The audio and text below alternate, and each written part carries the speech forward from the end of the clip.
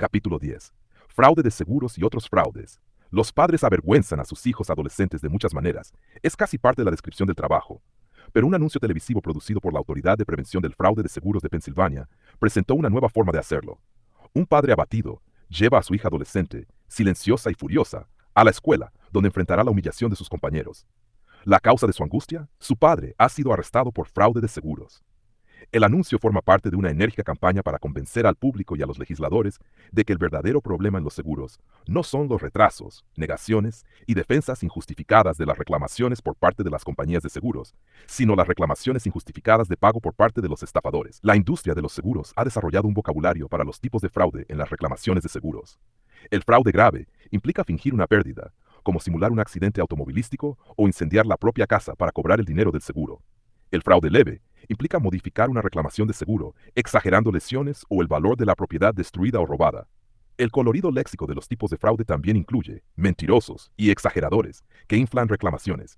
El swoop and squat: el vehículo que está frente a ti es adelantado repentinamente por otro que se mete enfrente, causando que el vehículo delante de ti frene abruptamente o se agache, de modo que no puedas evitar colisionar con él. Y el drive down: un conductor le da paso a otro, indicándole que puede avanzar y luego choca intencionalmente con el auto que pasa. El Grupo Coalición contra el Fraude de Seguros, CAIF por sus siglas en inglés, define el fraude de seguros como cuando alguien engaña intencionalmente a otra persona sobre un asunto relacionado con seguros para recibir dinero u otros beneficios que no le corresponden legítimamente. Esta definición es lo suficientemente amplia como para incluir el fraude por parte de las compañías de seguros que retrasan, niegan o defienden reclamaciones, pero este no es el objetivo de esta campaña. A instancias del lobby de los seguros, muchos estados han promulgado leyes que exigen a las compañías informar siempre tengan razones para creer que se ha cometido un acto fraudulento de seguros. Estas leyes han sido cuidadosamente redactadas para aplicarse únicamente a declaraciones falsas hechas por solicitantes de seguros, titulares de pólizas o víctimas que presentan reclamaciones a las compañías, o los médicos que los tratan y los abogados que los representan. No se aplican a las compañías de seguros que defraudan a sus clientes. No podría ser de otra manera. Un fiscal de la Oficina de Fraude de Seguros de la Oficina del Fiscal General de Massachusetts supuestamente dijo que investigar el fraude por parte de las compañías presentaría un conflicto de intereses con el rol principal de la división, que es ayudar a las compañías a perseguir el fraude cometido por sus clientes. La campaña contra el fraude de seguros es un ejemplo de marketing social, el uso de técnicas de mercadotecnia, publicidad y relaciones públicas para vender una idea o un comportamiento en lugar de un producto. Desde campañas para dejar de fumar o no arrojar basura, hasta promover el uso de condones o cinturones de seguridad y prevenir incendios forestales o el SIDA, las campañas de marketing social se han vuelto cada vez más sofisticadas, y la campaña contra el fraude de seguros es una de las mejores. Al igual que otras, emplea una estrategia multifacética que incluye publicidad para moldear la opinión pública y reescribir leyes. A diferencia de algunas otras, la campaña contra el fraude de seguros produce beneficios directos para sus patrocinadores en la industria. Smokey el oso no tiene un interés pecuniario en detener incendios forestales, y el aumento en el uso de condones tiene como objetivo prevenir la propagación de enfermedades de transmisión sexual, no aumentar las ganancias de los fabricantes de condones. La campaña contra el fraude de seguros fusiona dos narrativas, identificadas por el profesor Tom Baker como el asegurado inmoral y la depravación de quienes amenazan el interés público. Citando a ajustadores de seguros, Baker relata la historia del asegurado inmoral, el estadounidense normalmente decente y respetuoso de la ley. Si se le deja actuar por su cuenta, tiene un poco de delincuencia en su alma, y realmente la gente no lo ve como el dinero de alguien. La compañía de seguros y el gobierno federal, entidades como esas, son un objetivo legítimo a ojos del público. Esto amenaza el interés público, al menos según lo definen las compañías de seguros, porque desvía dinero que pertenece legítimamente a los asegurados y a los reclamantes justificados. Tenemos la obligación con el público y con nuestros asegurados de detectar el fraude y resistir las reclamaciones fraudulentas, dicen los ajustadores. Se alega que la inmoralidad de los asegurados aumenta en tiempos de estrés. Hablando sobre el huracán Andrew, un ajustador dijo: "No quiero sonar demasiado cínico, pero la mayoría de las personas, cuando ven dinero tirado en el suelo, lo recogerán". Después de los ataques al World Trade Center el 11 de septiembre de 2001, las compañías de seguros estaban tan preocupadas por el fraude como por el pago de las reclamaciones. La revista especializada Claims informó que, según la Coalición contra el Fraude de Seguros, los funcionarios se preparaban para una posible ola de fraudes de seguros que inflaría el costo financiero del evento. Los desastres inevitablemente atraen a estafadores que intentan explotar las condiciones de emergencia para obtener ganancias, dijo Dennis Jay, director ejecutivo de la coalición. La única pregunta es cuánto fraude de seguros ocurrirá y cuánto les costará a los asegurados. En respuesta a la crisis de las hipotecas subprime de 2008, como si la nación no enfrentara ya suficientes problemas, la CAIF advirtió sobre un aumento de incendios intencionados por propietarios desesperados que buscan cometer fraude de seguros para evitar la ejecución hipotecaria. El primer paso en cualquier campaña exitosa de marketing social es convencer al público de la magnitud del problema, y ese ha sido un enfoque principal de la campaña contra el fraude de seguros. Las afirmaciones son dramáticas. Si todo el fraude de seguros fuera realizado por una sola corporación, se ubicaría entre las 25 principales de la lista Fortune 500. La cantidad total perdida por fraude cada año oscila entre 4.800 millones y 6.800 millones en seguros de automóviles y 30.000 millones en general. El fraude es el segundo delito de cuello blanco más costoso, solo superado por la evasión fiscal. Entre 0,11 y 30 o más de cada dólar reclamado se pierde por fraude leve, pequeños engaños cometidos por personas normalmente honestas, como lo describe la CAIF. Más de un tercio de las personas lesionadas en accidentes automovilísticos exageran sus heridas. Aproximadamente el 10% o más de los pagos y gastos anuales de reclamaciones de la industria de seguros se atribuyen al fraude. Los incendios provocados y sospechosos representan casi 500.000 de incendios al año, o 1 de cada 4 incendios en los Estados Unidos. Al igual que las afirmaciones sobre chicles sin azúcar, 4 de cada 5 dentistas lo recomiendan. O medicamentos para el dolor de cabeza, el analgésico número 1. Estas cifras son promovidas por quienes tienen algo que vender. Las cifras son generadas por las propias compañías de seguros, que tienen interés en crear un entorno que otorgue más credibilidad a sus investigaciones agresivas y frecuentes negaciones de reclamaciones, y que haga que las víctimas sean más reacias a presentar reclamaciones por temor a ser acusadas de fraude. Dentro de las compañías, las cifras provienen de empleados interesados en alegar fraude. Los ajustadores están obligados a identificar reclamaciones cuestionables o difíciles como fraudes y a remitirlas a la unidad de investigaciones especiales de la compañía. La reclamación cuestionable se convierte en evidencia de criminalidad, particularmente cuando las reclamaciones sospechosas se informan a la Oficina Nacional de Crimen de Seguros, NECB, financiada por la industria, incluso si la reclamación finalmente se paga y no se prueba evidencia de fraude. De hecho, cuanto más agresiva sea la búsqueda de fraudes, más probable será que produzca comportamientos que puedan etiquetarse como fraude. Una investigación agresiva puede frustrar y retrasar al reclamante que necesita el dinero para pagar facturas médicas o reparaciones de su casa, por lo que podría rendirse, llegar a un acuerdo o incluso abandonar su reclamación. Ese comportamiento luego se convierte en evidencia del fraude que se alegó inicialmente. No hay duda de que el fraude en seguros ocurre, que está mal y que debe prevenirse, investigarse y castigarse. Pero el marketing social del fraude en seguros realmente ha exagerado el problema y por lo tanto se ha utilizado para justificar una respuesta excesiva. Por ejemplo, fue el Insurance Research Council quien presentó las cifras de entre 4.800 millones y 6.800 millones de dólares en pagos excesivos, afirmando además que el fraude está presente en el 10% o más de los reclamos. Sin embargo, un estudio más confiable cuenta una historia diferente. La Oficina de Fraudes de Seguros de Massachusetts, una agencia cuasi gubernamental con autoridad investigadora que está controlada por la industria de seguros y recibe reportes de fraude de las compañías, analizó datos de un periodo de 10 años. Durante ese tiempo, las aseguradoras reportaron 17.274 casos de fraude a la oficina. Luego comenzó el proceso de selección. Solo se aceptaron 6.684 reportes, de los cuales se investigaron 3.349 casos. De estos, únicamente 552 fueron remitidos a las autoridades para una posible acción penal. Combinando las prosecuciones concluidas y los casos aún pendientes al final del estudio, solo 368 de los 17.274 reportes originales realmente involucraron fraude criminal. Por lo tanto, Richard Derrick, autor del estudio de 10 años y vicepresidente de investigación de la oficina, concluye: esto demuestra que la proporción entre el fraude sospechado, no abuso por parte del personal de la industria y el público, en comparación con el fraude comprobable, es del orden de 25-1. Incluso si la estimación no comprobada del 10% de fraude sospechado fuera precisa, el verdadero nivel de fraude criminal sería menos del 0.5%. El grado en que se cree que el fraude en seguros es un problema importante, debido a que ha sido promocionado como tal, se hace evidente al compararlo con otra forma de robo no violento con consecuencias sociales significativas: el hurto en tiendas. La Asociación Nacional para la Prevención del Hurto en Tiendas, un grupo de defensa similar al CAIF, denomina al hurto en tiendas como el crimen silencioso de nuestra nación. Según esta asociación, los padres no quieren creerlo, las escuelas no lo abordan, los minoristas no quieren hablar de ello, la policía no quiere responder, los tribunales no quieren lidiar con ello y las personas que lo cometen lo racionalizan como no es gran cosa o tienen demasiada vergüenza o miedo para admitirlo. Este grupo afirma que el hurto en tiendas ocurre 550.000 veces al día, lo que resulta en 13.000 millones de dólares en bienes robados cada año. Al igual que con las cifras de fraude en seguros, estas estadísticas son difíciles de verificar y pueden estar exageradas. Según el FBI, las agencias de aplicación de la ley reportaron 978.978 incidentes de hurto en tiendas en 2007, solo 2 días del volumen estimado por la asociación. Incluso si la incidencia de delitos no reportados fuera mucho más alta, es difícil imaginar que sea 200 veces mayor. Ya sea que el hurto en tiendas sea un problema social más grave que el fraude en seguros o no, sigue siendo un crimen silencioso porque ha sido menos eficazmente promocionado. Hay pocos comerciales de televisión sobre hurto en tiendas y no existen mecanismos de aplicación legislativa que conduzcan a procesos penales de alta visibilidad, como ocurre con el fraude en seguros. El fraude en seguros, sea cual sea su escala, no es algo nuevo, ni tampoco la campaña en su contra. Lo que podía considerarse el primer fraude de seguros en Estados Unidos ocurrió antes de la fundación misma de la nación. John Lancey, un joven capitán de barco, sucumbió imprudentemente a la persuasión de su suegro para hundir un viejo velero en su camino a las colonias americanas. Cuando el esquema fue revelado por un miembro de la tripulación, Lancey fue ahorcado el 7 de junio de 1754.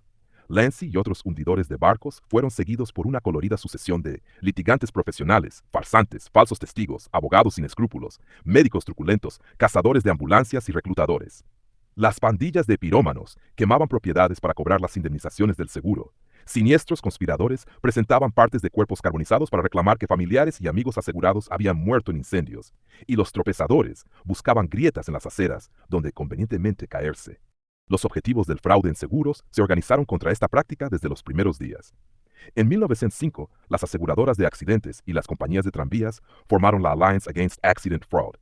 Esta creó una galería de villanos con 50,000 supuestos estafadores, presionó al Congreso y exhortó a los colegios de abogados y asociaciones médicas a disciplinar y procesar a los cazadores de ambulancias y los abogados sin escrúpulos. Los esfuerzos para depurar el gremio de abogados, que al carecer de carácter, eran propensos a participar en casos de lesiones personales fraudulentos, a menudo tenían un matiz étnico. Mientras el Colegio de Abogados de Filadelfia realizaba un estudio sobre los cazadores de ambulancias, el líder del estudio, el león del gremio y experto en ética Henry Drinker, criticó a los muchachos judíos rusos, que ejercían la abogacía, simplemente siguiendo los métodos que sus padres habían utilizado, vendiendo cordones para zapatos y otros artículos. Cuando sus patrocinadores concluyeron que la alianza no era lo suficientemente efectiva, el National Bureau of Casualty and Surety Underwriters formó una oficina de reclamaciones que colocó a exagentes del FBI en oficinas secretas en todo el país para bloquear a los lobos solitarios y sacar a la luz a los cazadores de ambulancias y los sindicatos de reclamos falsos. En 1971, las compañías de seguros formaron lo que era esencialmente su propia fuerza policial nacional para investigar el fraude, el Insurance Crime Prevention Institute. La campaña moderna contra el fraude en seguros tomó forma a principios de la década de 1990. En 1992, se formó el National Insurance Crime Bureau, IC, mediante la fusión del National Automobile Theft Bureau y el Insurance Crime Prevention Institute. El NICB crecería hasta incluir a más de 1,000 compañías de seguros, empresas de alquiler de autos, proveedores de servicios de estacionamiento, otras empresas relacionadas con el transporte y compañías de servicios públicos. Al año siguiente, se fundó la Coalition Against Insurance Fraud, con muchos de los mismos participantes, incluyendo al NICB como miembro fundador, compañías de seguros, la NAIC, grupos de aplicación de la ley como la National District Attorneys Association y, curiosamente, algunas organizaciones de consumidores, como la Consumer Federation of America. La campaña contra el fraude en seguros se estaba reorganizando al mismo tiempo que McKinsey rediseñaba el proceso de reclamaciones en Allstate y otras compañías.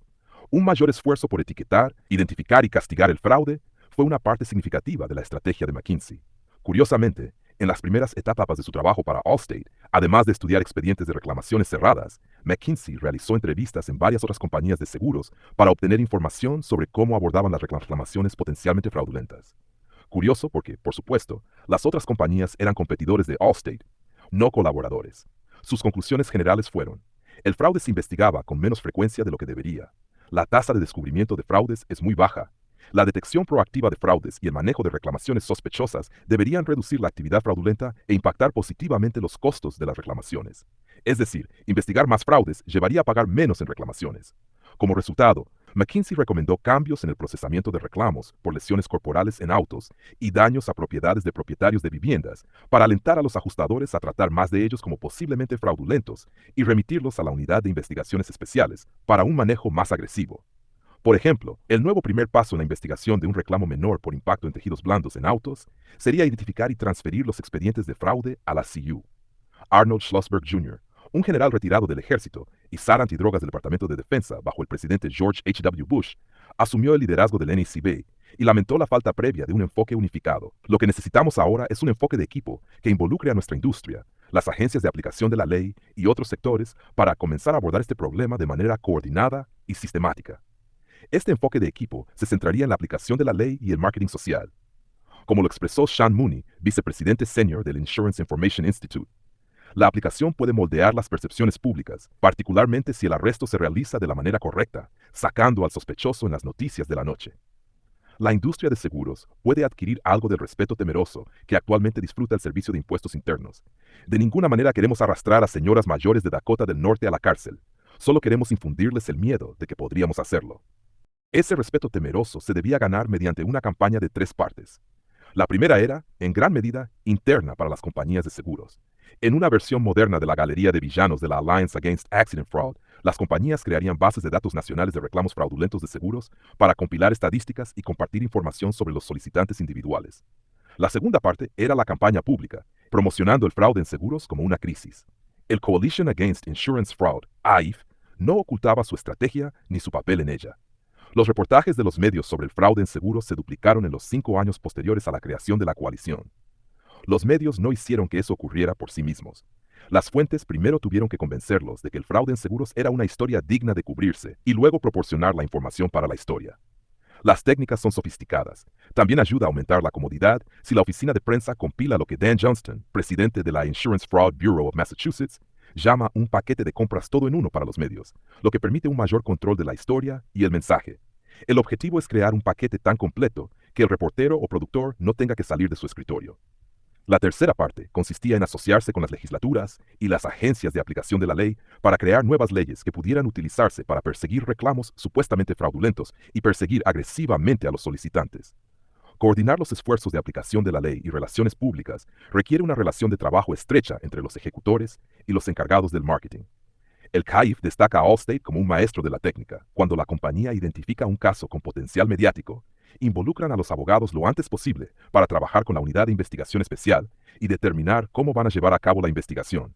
Cuando se llega a un punto en el que todos están satisfechos de que las pruebas son tan buenas como se pueden obtener, Ed Moran, un exfiscal que ahora trabaja para Allstate, pide a los abogados que analicen los hechos, exactamente lo que han visto y la ley misma. Les anima a tomar riesgos calculados, posiblemente en áreas legales nuevas, mientras buscan casos que brinden el mayor impacto por el menor costo. En ese punto, el equipo de comunicaciones corporativas de Allstate es involucrado en el caso, recibe una explicación y se le pide asesoramiento sobre cómo obtener la mejor cobertura mediática. Y el resultado final, Allstate también mide los efectos de presentar estas acciones y ha observado una disminución en el número de reclamos. Un ejemplo peculiar del marketing de la industria de seguros sobre el fraude como un gran problema social es su implicación en elevar el perfil del incendio provocado, como un asunto de interés público y de aplicación de la ley. El incendio provocado es claramente un problema serio. Los Uniform Crime Reports del FBI registraron 57.424 incidentes de incendios provocados en 2007, de los cuales 10.995 involucraron viviendas unifamiliares y 15.105 vehículos. Sin embargo, cómo el incendio provocado se convirtió en un asunto de interés federal y por qué el FBI recopila estas cifras es parte de la historia del fraude en seguros. En la década de 1970, la industria de seguros comenzó una campaña para aumentar la conciencia pública sobre los incendios provocados. State Farm, la mayor aseguradora de propiedades, lideró la campaña para convertirlo en un asunto de preocupación pública. Los críticos de la industria cuestionaron el interés de State Farm en el tema. Como aseguradora de gran prestigio con muchos clientes de alto nivel que aseguraban viviendas unifamiliares, podría haber tenido menos problemas con incendios provocados que otras compañías. El beneficio de State Farm con una campaña contra los incendios provocados sería más indirecto, en una mayor conciencia sobre el fraude en seguros y más escepticismo hacia los reclamos de seguros. No obstante, de 1970 a 1990, implementó un programa de 2 frentes, enfocó a sus propios ajustadores más en los incendios sospechosos y aumentó la conciencia pública y los esfuerzos de los funcionarios de aplicación de la ley sobre los incendios provocados. Como señaló con orgullo un informe de la compañía, la gente de State Farm ayudó a elaborar un plan para un ataque coordinado a nivel nacional contra los incendios provocados que ha producido acción en muchos frentes. Algunos de los esfuerzos fueron modestos, pero de gran valor publicitario, como proporcionar perros rastreadores de incendios a los investigadores locales. Pero como parte del programa más amplio de la industria, esos esfuerzos ayudaron a dar forma a la ley y a la percepción sobre los incendios provocados. En ese momento, no existía consenso entre los funcionarios federales encargados de hacer cumplir la ley de que el incendio provocado era un problema nacional grave, ni que justificara el enjuiciamiento federal de los delitos relacionados con incendios. El FBI no consideraba que el incendio provocado perteneciera a la categoría más grave de delitos incluidos en sus Uniform Crime Reports.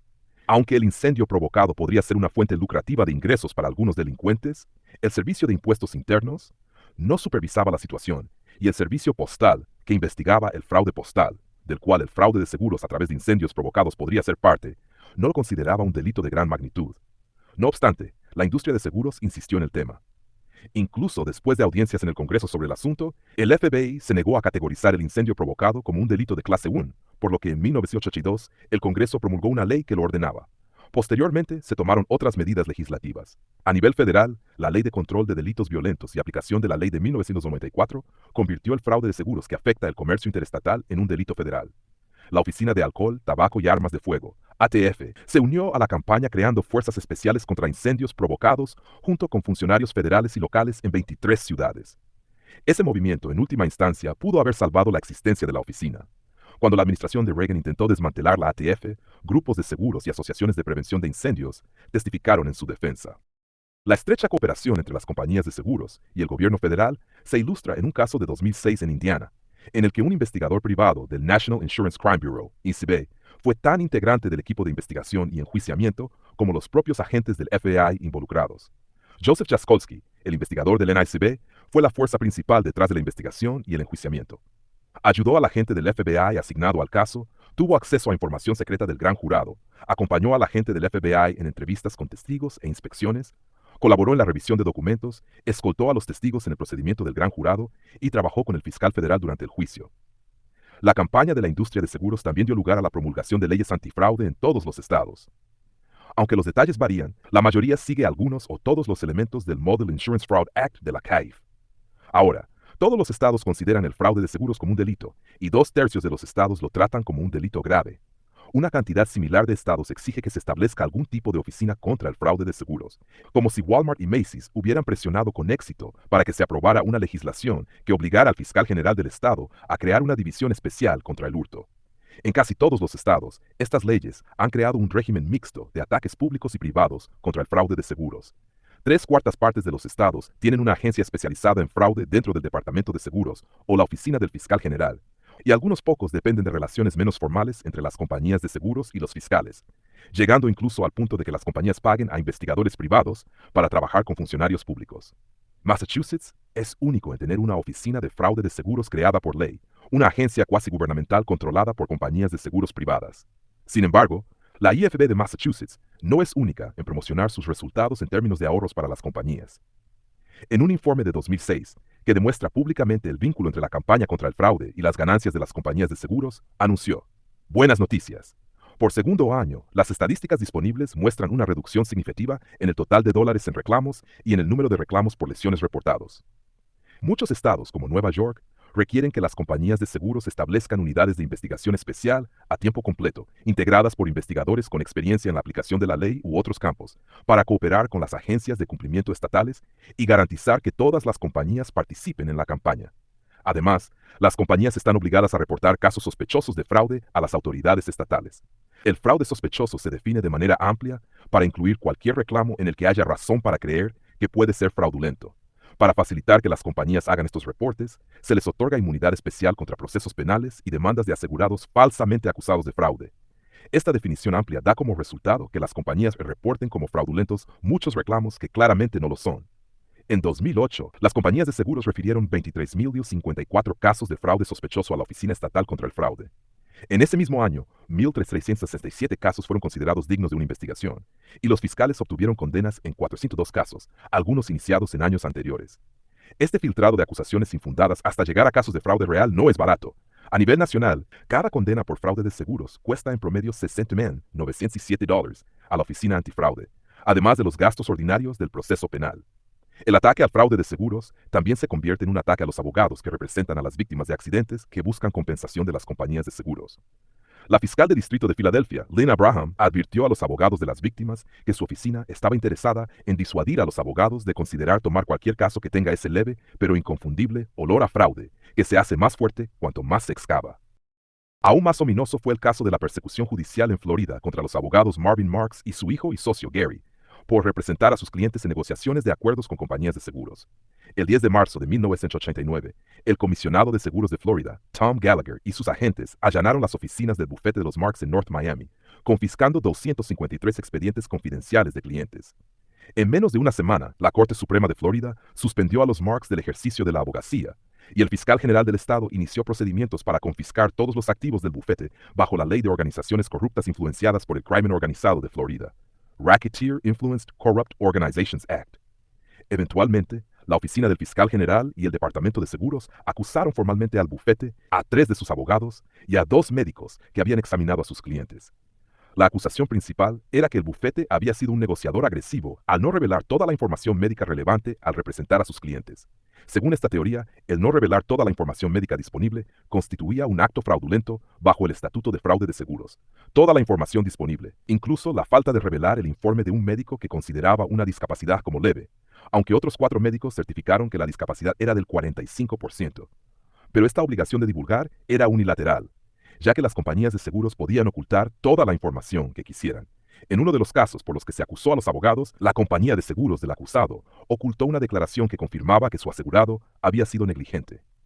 Finalmente, la Corte Suprema de Florida confirmó la desestimación de todos los cargos contra los abogados, basándose en la obligación de un abogado de representar a su cliente, lo cual, en el contexto de una negociación, requiere a veces no revelar toda la información que conoce. 13 años después del dramático allanamiento de las oficinas del bufete de los Marks, el caso concluyó con una decisión final de la Corte Suprema de Florida. Pero el mensaje había sido enviado a los abogados de las víctimas. El bufete y sus abogados gastaron millones de dólares en su defensa, y la firma no pudo reabrir. Cualquiera que sea su impacto en la incidencia de fraudes reales, la campaña social para presentar el fraude de seguros como un problema grave ha sido muy exitosa. El Insurance Research Council realiza encuestas periódicas sobre las actitudes públicas hacia el fraude de seguros, y la encuesta más reciente informó que, aunque 1 de cada 3 adultos cree que es aceptable exagerar un reclamo de seguro en al menos algunas circunstancias, esa tasa ha estado disminuyendo de forma constante. Más importante aún, el 78% afirmó estar muy o algo preocupado por el fraude de seguros, y el 92% había sido persuadido por la campaña de la industria de que el fraude de seguros conduce a tarifas más altas para todos, y que las personas que cometen fraude de seguros deben ser procesadas con todo el peso de la ley. En otra encuesta, más de la mitad de los encuestados creía que era más probable que un individuo cometiera fraude de seguros que una compañía de seguros negara un reclamo válido, y solo una cuarta parte opinaba lo contrario. Sin embargo, en un giro perverso, la campaña contra el fraude de seguros puede fomentar el fraude y hacer que se infiltre en el proceso de reclamos. Como señala el consultor en gestión de riesgos, Thomas Lafay, el proceso de ajuste y liquidación de reclamos se ha convertido en un campo de batalla para muchos asegurados. Esto genera un entorno que, no sorprendentemente, fomenta actividades fraudulentas. Estoy convencido de que si la industria de seguros trata a sus asegurados de manera honorable, las actividades de fraude en los reclamos se reducirán significativamente. El 40% de los encuestados en un estudio creía que los actos fraudulentos eran una respuesta a no haber sido tratados con respeto por la industria. Lafay tiene razón. La narrativa del fraude de seguros se ha convertido en parte integral del proceso de reclamos. La atención al potencial de fraude implica 3 pasos. El ajustador de reclamos está en la primera línea y utiliza una variedad de herramientas para identificar posibles fraudes. Cuando se identifican casos potenciales, los resultados a veces se usan en el proceso de ajuste, y otras veces los casos se remiten a la unidad de investigaciones especiales de la compañía para un escrutinio más detallado. Los reclamos en los que se amenaza con litigio o se presenta una demanda, particularmente aquellos que alegan una denegación de mala fe, implican el uso de expertos aún más sofisticados que se especializan en probar el fraude y refutar las acusaciones de mala fe. La atención al fraude, a lo largo del proceso de reclamación, transforma por completo el rol del ajustador. En una perversión de su función original como garante de la promesa de indemnización y seguridad que la compañía hace a su asegurado, el ajustador se convierte en adversario del cliente, actuando más como un policía que como un buen vecino y tratando a las víctimas como sospechosos. Un manual de mejores prácticas de Allstate refleja acertadamente este conflicto en su declaración de principios básicos. Por un lado, instruye a los ajustadores. En caso de duda, deberías honrar una reclamación cuestionable en lugar de negarte a pagar una que posiblemente sea legítima.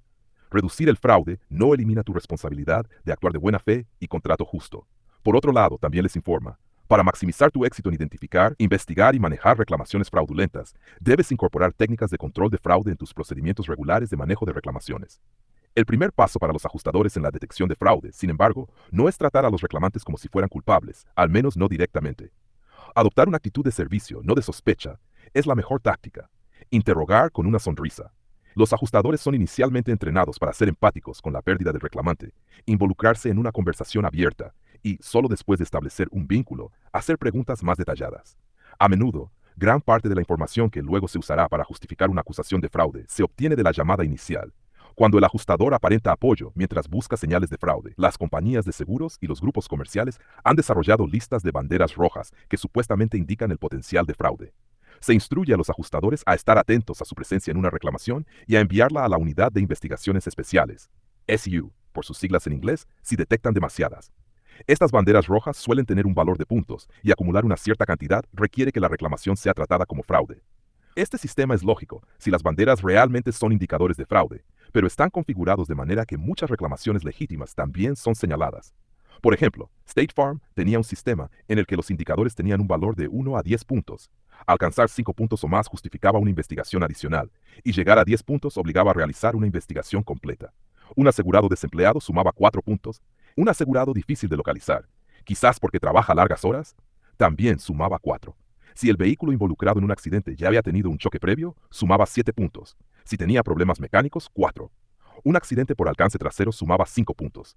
Si la víctima del accidente era excesivamente insistente en el acuerdo, por ejemplo, al exigir lo que se le debe según la póliza de seguro, esa conducta sumaba 3 puntos. El entrenamiento de segmentación de las IU de Allstate, preparado como parte de su rediseño del proceso central de reclamaciones, utilizaba una escala en la que alcanzar 100 puntos requería una remisión a las IU. Consistente con su enfoque en las víctimas de impactos menores, MIST, un accidente de impacto leve inmediatamente sumaba 20 puntos. Si el reclamante tenía una reclamación por lesiones corporales que requiriera más que tratamiento de urgencias en los últimos 3 años, sumaba 40 puntos. En un giro irónico, reclamantes no relacionados, que tienen el mismo médico y el mismo abogado, sumaban 50 puntos. El mismo médico, pero no el mismo abogado, 25 puntos. Y el mismo abogado, pero no el mismo médico, otros 25 puntos. La lista de banderas rojas del NICB incluye 3 o más ocupantes en el vehículo del reclamante, lesiones subjetivas como dolores de cabeza y espasmos musculares, la presentación de facturas médicas del mismo médico o instalación médica por parte de los reclamantes y vehículos más antiguos. Los sistemas de banderas rojas también tienen flexibilidad, con una categoría para otras razones, con un valor de puntos abierto.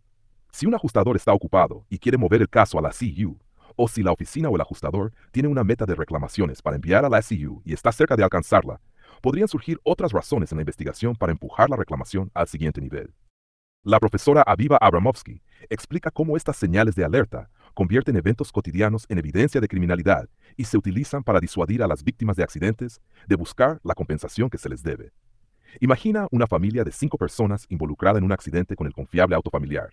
Después del accidente, todos buscan tratamiento con su médico de cabecera y son diagnosticados con lesiones en el cuello y la espalda. Esta historia, completamente típica, contiene múltiples señales de alerta de fraude, varios ocupantes, auto viejo, lesiones en cuello y espalda, y el mismo médico. Por lo tanto, un ajustador probablemente lo referiría para una posible investigación criminal. Para esta familia y todas las futuras víctimas de lesiones, escribe la profesora Abramovsky, el conocimiento de estos criterios, o incluso la conciencia de los frecuentes enjuiciamientos por fraude de seguros, obliga a la familia a considerar la posibilidad de una investigación criminal junto con la negación de beneficios del reclamo al determinar si seguir adelante con un reclamo disputado. En tales circunstancias, podrían decidir no presentar un reclamo en absoluto, liberando así a la compañía de seguros de su promesa de pagar hecha a cambio de las primas recaudadas. Los sistemas de señales de alerta son valiosos para las compañías, pero las mejoras en la tecnología informática y la creciente sofisticación de las bases de datos han mejorado su capacidad para etiquetar reclamos como potenciales fraudes. El análisis basado en reglas, la minería de datos y la modelización predictiva son algunas de las técnicas cuyo uso se está expandiendo. MetLife Auto and Home, por ejemplo, decidió aumentar el número de reclamos referidos por fraude, por lo que se asoció con Computer Sciences Corporation, el productor de Colossus, para crear un sistema automatizado. Su Fraud Evaluator califica el potencial de fraude desde la primera notificación de pérdida. La compañía puede establecer parámetros para lo que considera fraude, dándole una considerable flexibilidad para decidir qué casos y cuántos serán referidos a la Unidad de Investigación Especial, SIU por sus siglas en inglés. El motor de búsqueda del programa compara los elementos de un reclamo con bases de datos externas, buscando, entre otras cosas, médicos cuyos tratamientos sean sospechosos. Luego analiza toda la información para ver qué tan de cerca coinciden los elementos de un reclamo con otros que se cree son fraudes y genera una puntuación. Todas las puntuaciones por encima de un cierto punto se envían a la CU. El sistema produjo los resultados deseados. Se duplicó el número de reclamos enviados para investigación por fraude. En 2003, Erie Insurance de Pensilvania también implementó un sistema de minería de datos y modelización predictiva, e incluso creó representaciones gráficas de los vínculos entre los datos para ofrecer a los ajustadores una imagen de posibles fraudes, basándose en años de datos de reclamos para modelar potenciales casos fraudulentos. Los resultados fueron un aumento en el número de reclamos identificados como potencialmente fraudulentos. Sin embargo, La identificación humana de señales de alerta sigue siendo utilizada en una combinación de esfuerzos informatizados y humanos para etiquetar el mayor número posible de reclamos como fraudes. El vicepresidente de Erie, Dave Ryu, comentó que los sistemas informáticos nunca capturarán todos los reclamos cuestionables, porque la gran mayoría solo pueden ser detectados por la verdadera inteligencia humana e intuiciones de que algo no está bien con el reclamo. Muchos de estos sistemas se basan en las bases de datos de ISO. ISO Claim Search recopila datos de muchas compañías de seguros y otras organizaciones en una sola base de datos que los aseguradores pueden usar para investigar reclamos. Contiene información sobre más de 600 millones de reclamos, con más de 210,000 nuevos reportes enviados diariamente. Cuando un asegurador presenta un reclamo, el sistema es utilizado por compañías que manejan más del 90% del negocio de seguros de propiedad y accidentes. Claim Search busca coincidencias por nombre o nombres similares, dirección, número de seguro social, número de identificación del vehículo, número de licencia de conducir, número de identificación fiscal y otras partes involucradas en la pérdida, y reporta otros reclamos presentados por los mismos individuos o negocios. ISO también tiene su propio sistema de puntuación de reclamos, en una escala de 1000 puntos, para modelar casos sospechosos de fraude.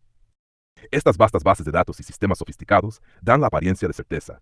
A pesar de esta aparente precisión, los expertos en seguros admiten que son inexactos, y son inexactos a favor de las compañías de seguros. Ryu de Erie Insurance critica los sistemas basados en reglas como menos sofisticados que los sistemas de modelado predictivo más modernos y particularmente propensos a los falsos positivos, casos en los que el sistema encuentra evidencia de fraude donde no la hay. Estas reclamaciones cumplían con todas las condiciones, pero claramente no eran fraude de ninguna manera, señaló. Pero incluso los sistemas más sofisticados dependen de los datos que se les proporcionan. Las bases de datos y el modelado se basan en determinaciones históricas de fraude, pero esas determinaciones son sospechosas. Pocos de los fraudes alegados terminan en condenas criminales, por lo que los sistemas dependen de las propias determinaciones de las compañías sobre lo que es fraude. La supuesta víctima del supuesto crimen, la compañía de seguros, se convierte en el fiscal, el juez y el reportero de los resultados, resultados que esencialmente requieren que el acusado demuestre su inocencia. Las compañías definen el problema y luego miden los casos futuros según su definición. Las disputas sobre la cantidad de una reclamación pueden ser referidas a la CU y luego informadas a agencias estatales o federales como evidencia de fraude. Incluso si nunca se prueba el fraude contra el reclamante, el registro en la base de datos permanece. De manera similar, si las reclamaciones son remitidas a la CU y las tácticas agresivas allí coaccionan a un reclamante a rendirse, eso también se considera evidencia de fraude. Y debido a la exhaustividad de las bases de datos, los médicos y abogados involucrados ahora también han sido vinculados a fraudes potenciales y pueden ser señalados por el sistema en el futuro. Un sesgo a favor de encontrar fraude está en el interés financiero de las compañías de seguros.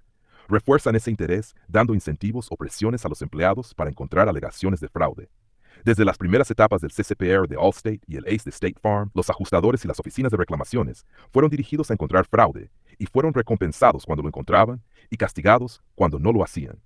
Los indicadores de calidad del ACE incluían el porcentaje de casos remitidos a la U y el porcentaje de casos perseguidos por la SU. Un informe de State Farm sobre los resultados antifraude de una CU con sede en California señaló los sustanciales ahorros en BI, reclamaciones por lesiones corporales de vehículos y la tasa de cierre del 29% sin pago cuando jugamos fuerte, resultados que fueron descritos como espectaculares. Shannon Brady Kmatz, ex ajustadora de Allstate y luego denunciadora, testificó que la oficina de reclamaciones de Allstate en Albuquerque tenía como objetivo de referencia para la SIU el 6% de las reclamaciones. Cuando alcanzaron ese objetivo, el más alto de la región occidental, el objetivo para el siguiente año se elevó al 7%. No hay razón para suponer, por supuesto, que la incidencia de fraude aumentó a esa tasa en un solo año. Ella declaró, las personas que presentaban reclamaciones debían ser vistas con sospecha. Se pensaba que todas eran potencialmente personas que engañarían a Allstate de alguna manera. Los resúmenes de desarrollo de desempeño de cada empleado, sus calificaciones anuales, incluían metas específicas para las referencias a la SIU. Farmers Insurance hizo lo mismo. Las evaluaciones del personal listaban un resultado crítico, esperado, como mejora del superávit. Los ajustadores debían mejorar el superávit, el beneficio de la compañía, aumentando las referencias a investigaciones en un 10%. Los empleados que no cumplían con los estándares eran advertidos. Un formulario incluye la ominosa declaración. Ha presentado 2 referencias de investigación en 1998. Esta es un área en la que necesita mejorar. Al igual que con otros elementos del rediseño del proceso de reclamaciones, incluso cuando los detalles cambian, los principios permanecen igual. Una encuesta de 2004 realizada a los participantes de una conferencia sobre gestión de fraude en seguros reveló que el 97% de los representantes de las compañías creían que sería útil comparar su tasa de referencias a la CU con la tasa de la industria en general. Y el 69% estaban dispuestos a compartir los datos de la tasa de referencias con sus competidores para establecer los puntos de referencia. El 80% de las compañías calculan los ahorros generados a través de programas antifraude, y algunas de las demás tienen una razón particular para no hacerlo. Como escribió la CEO de una gran compañía en respuesta a una encuesta de 2003, creemos que rastrear el resultado de las investigaciones o los dólares denegados debido al fraude crea un riesgo inaceptable e innecesario de litigios civiles. En el mejor de los casos, esto crea la percepción de que los investigadores de la CIU son compensados por negar reclamaciones, y en el peor de los casos, crea un sesgo real por parte del investigador de la CIU. Aunque está en el interés de la compañía aumentar los dólares denegados debido al fraude, no le interesa a la compañía ser atrapada en ello. El resultado de la campaña contra el fraude en seguros y su integración en el procesamiento de reclamaciones es predecible. Las alegaciones de fraude se usarán contra los asegurados como otro medio para retrasar, negar y defender. Clotel y Alfred Cameron, propietarios de una casa en Dallas asegurados por Texas Farmers Insurance Company, lo descubrieron. Ninguno estaba en casa la noche en que su casa se quemó, y estaba claro que el incendio fue causado por un incendio intencional. Farmers inicialmente les pagó por los gastos de vivienda temporal, pero luego Tony Poncio, gerente de reclamaciones de la sucursal de Farmers, negó la reclamación, concluyendo que fue un incendio provocado por ellos con fines de fraude de seguros. Había banderas rojas. El incendio fue claramente provocado. Y los Camerons no estaban en casa en ese momento. Solo tenían $3,000 en ahorros y algunas deudas de tarjeta de crédito. Y un bombero dijo que Alfred tenía deudas de juego, por lo que podrían haber tenido un motivo financiero para el fraude. Varios años antes, habían presentado una reclamación por pérdida de incendio en una propiedad de alquiler que poseían y por robos de sus autos. Su póliza de Farmers había estado vigente solo 3 meses antes del incendio. La casa estaba a la venta en el momento del incendio, y el monto de la póliza de seguro era mayor que el precio de venta. Desafortunadamente para los Camerons, y finalmente para Farmers, la compañía de seguros utilizó de manera reflexiva las banderas rojas como base para negar la reclamación sin seguir la regla básica de las prácticas de reclamaciones: investigar de manera completa y justa. Ninguno de los Camerons podría haber provocado el incendio. Alfred estaba en un casino con un amigo en ese momento, y Clotel estaba en el apartamento de su hija ayudándola a empacar, porque se mudaba. Pero Poncio no entrevistó ni al amigo ni a la hija, porque no había nada más que investigar sobre eso. Su condición financiera no era precaria.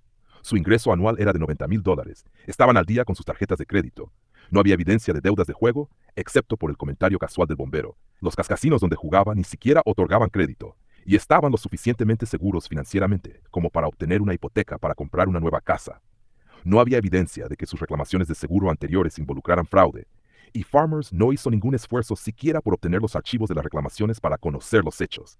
Ya tenían un comprador para la casa, y sufrieron una pérdida financiera y personal debido al incendio.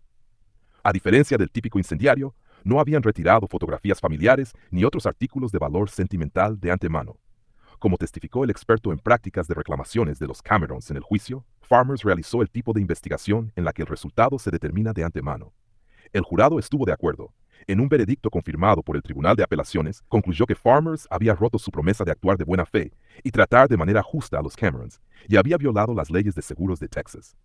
John Asmus, un ajustador de reclamaciones de Shelter Mutual Insurance Company en Missouri, resumió la actitud de que el fraude en seguros está en auge y es una base para denegar reclamaciones, cuando le dijo a Jonathan Hensley: más vale que consigas un abogado porque Shelter no iba a pagar la casa.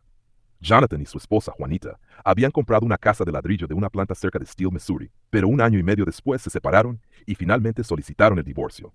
Jonathan se quedó en la casa, y una tarde de domingo, mientras Jonathan celebraba su cumpleaños con amigos, comenzó un incendio en la parte superior de la estufa que destruyó la cocina y el comedor y extendió daños por humo en toda la casa. Esa noche se quedó en la casa de su novia, y a las 5:45 a.m. del día siguiente, la casa se incendió nuevamente, esta vez quemando casi toda la casa hasta los cimientos.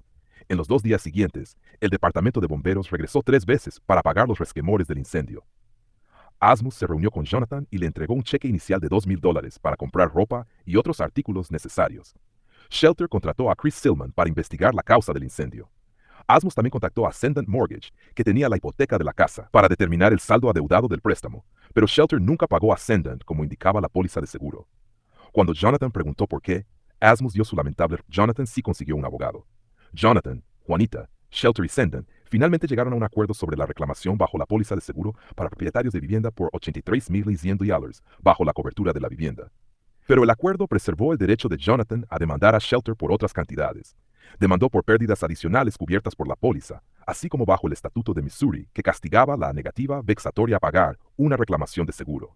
El jurado le otorgó $58,170 por la propiedad personal, $15,000 por gastos adicionales de vivienda, $4,700 por eliminación de escombros, $500 por los servicios del Departamento de Bomberos, $22,367 por intereses y bajo el estatuto una multa de $15,703 y $43,467 por honorarios legales.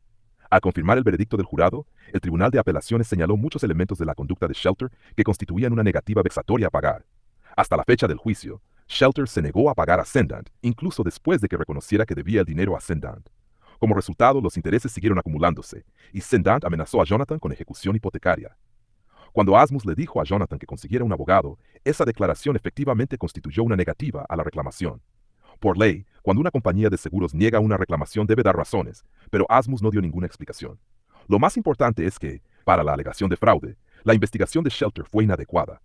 Shelter sospechaba que Jonathan había provocado el incendio, pero no investigó completamente la situación e ignoró pruebas en contrario. La compañía sabía que Jonathan tenía una coartada, pero nunca intentó corroborarla. Se basaron en informes de una camioneta de color oscuro que se alejaba de la casa la mañana del segundo incendio, pero no consideraron que los vecinos de Jonathan compartían un camino de entrada con él y conducían una camioneta roja oscura. Silman, el experto en incendios de Shelter, tomó 5 muestras de escombros de la casa. Solo una de ellas dio positivo para acelerante, pero Silman no pudo determinar de dónde provenía esa muestra, e incluso siguió cambiando su versión sobre su origen, pasando del cuarto de almacenamiento junto al garaje, donde Jonathan guardaba una lata de gasolina para su cortadora de césped, al área de la puerta principal, al centro del dormitorio principal y a la pared entre el dormitorio y la sala de estar. Shelter dijo que las malas deudas de Jonathan hacían sospechosa la reclamación, pero él no tenía tales deudas. De hecho, en el momento del incendio ganaba $85,000 al año, tenía entre $40,000 y $50,000 en su 401k y no debía más que la hipoteca de Cendant sobre la casa y un préstamo sobre su camión. Finalmente, cualquier evidencia que Shelter tuviera contra Jonathan también aplicaba a Juanita, pero eligió arbitrariamente exonerarla y centrarse en él. El caso de Jonathan Hensley es distintivo solo por la franqueza del ajustador John Asmus. Más vale que consigas un abogado porque Shelter no iba a pagar la casa. La actitud es impactante, pero la sinceridad es refrescante. El fraude en seguros es un problema, pero si el fraude contra las compañías de seguros o por las compañías de seguros es el problema más grande, es algo abierto a cuestionamiento. Capítulo 11. ¿Cómo los consumidores pueden responder al retraso, la negación y la defensa? Los consumidores compran pólizas de seguro para sus autos y casas, para asegurarse de que estarán protegidos si ocurre un accidente o desastre. Sin embargo, si sufres un accidente automovilístico o un incendio en tu casa, es más probable que nunca que tu compañía de seguros retrase el pago de tu reclamo, lo niegue parcial o totalmente y defienda agresivamente la demanda que te veas obligado a presentar para cobrar los beneficios a los que tienes derecho.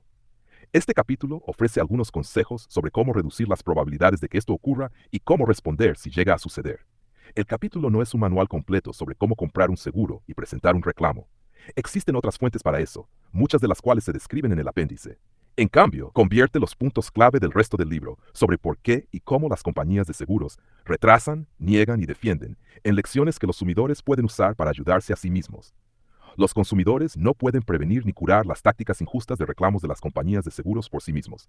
Los legisladores, los reguladores gubernamentales y los tribunales también deben intervenir, y el próximo capítulo describe un plan de acción para la reforma legal. Pero los consumidores pueden hacerlo mejor al elegir sus compañías de seguros y pólizas y al seguir adelante con sus reclamos, y este capítulo te dice cómo hacerlo. La lección más importante de este libro es sobre la relación entre tú y tu compañía de seguros.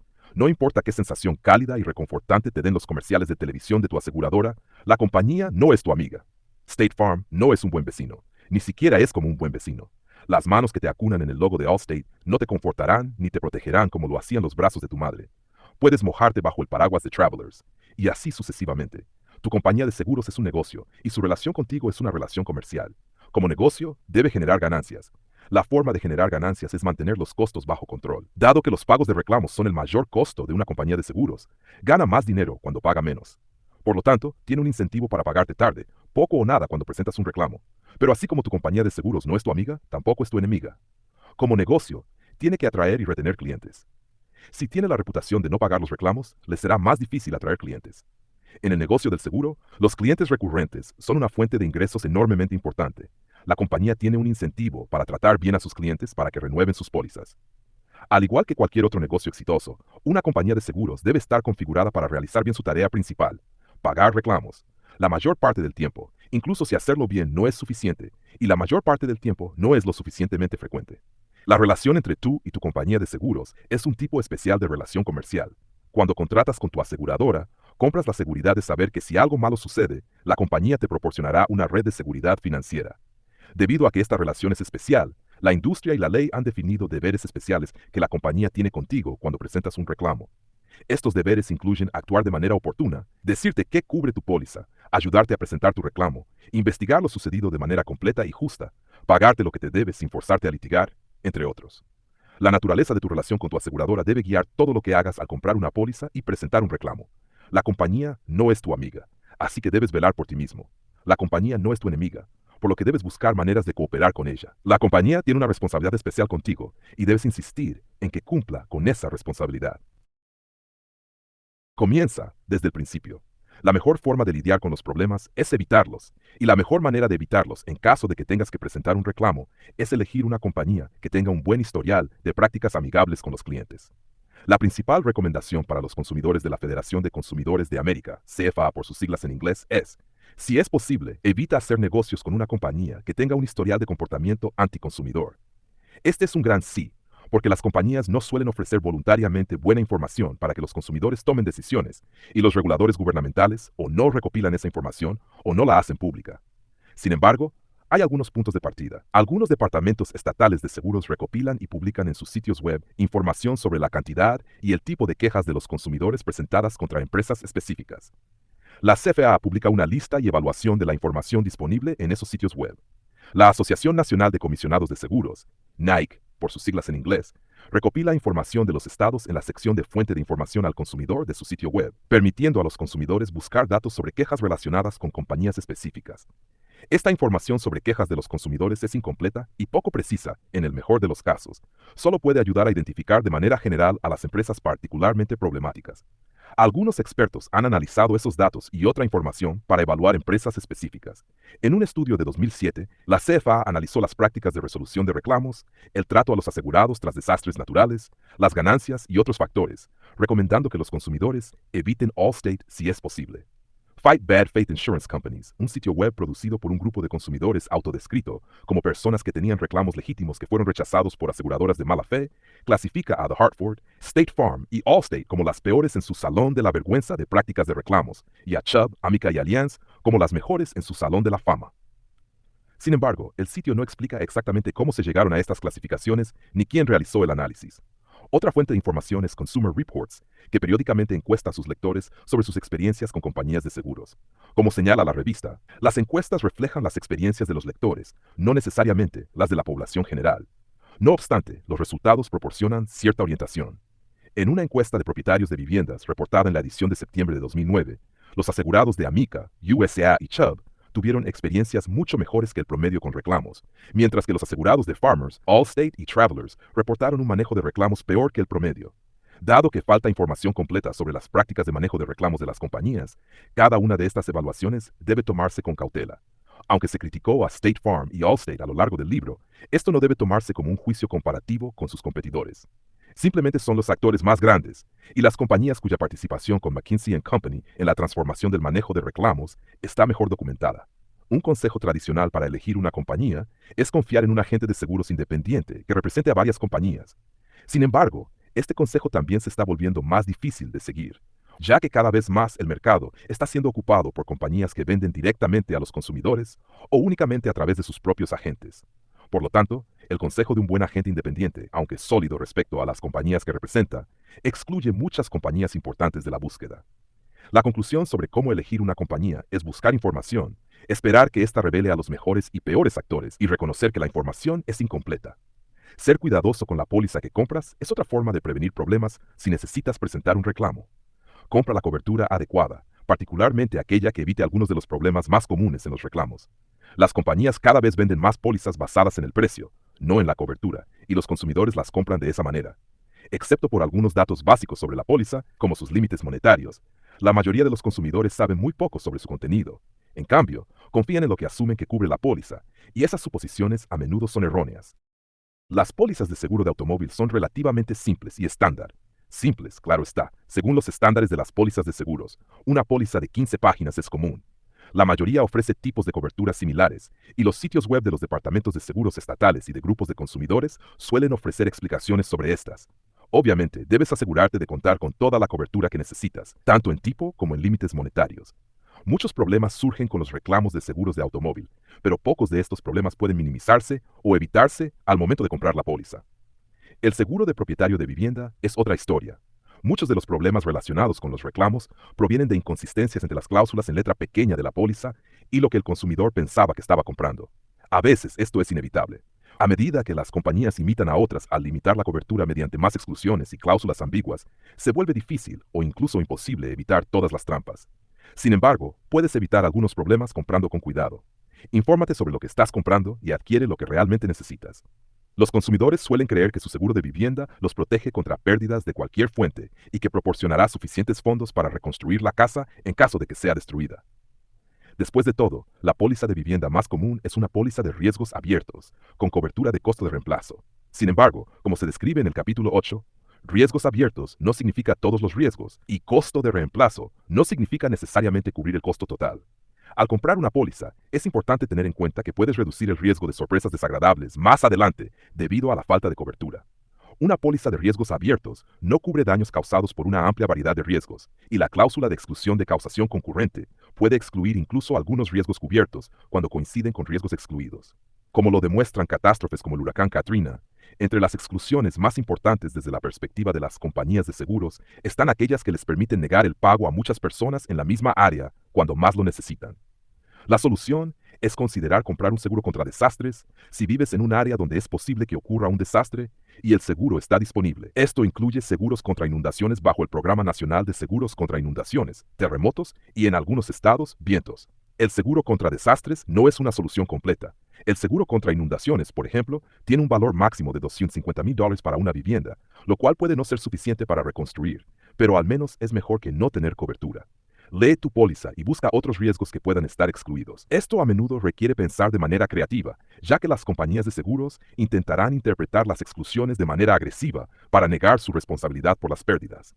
En algunos casos, es posible adquirir un endoso que cubra un riesgo al que podrías estar expuesto, y un buen agente debería plantear esta posibilidad.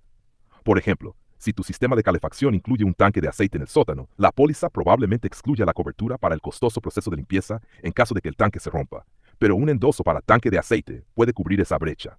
Incluso si un riesgo está cubierto, debes asegurarte de que la pérdida sea pagada en su totalidad.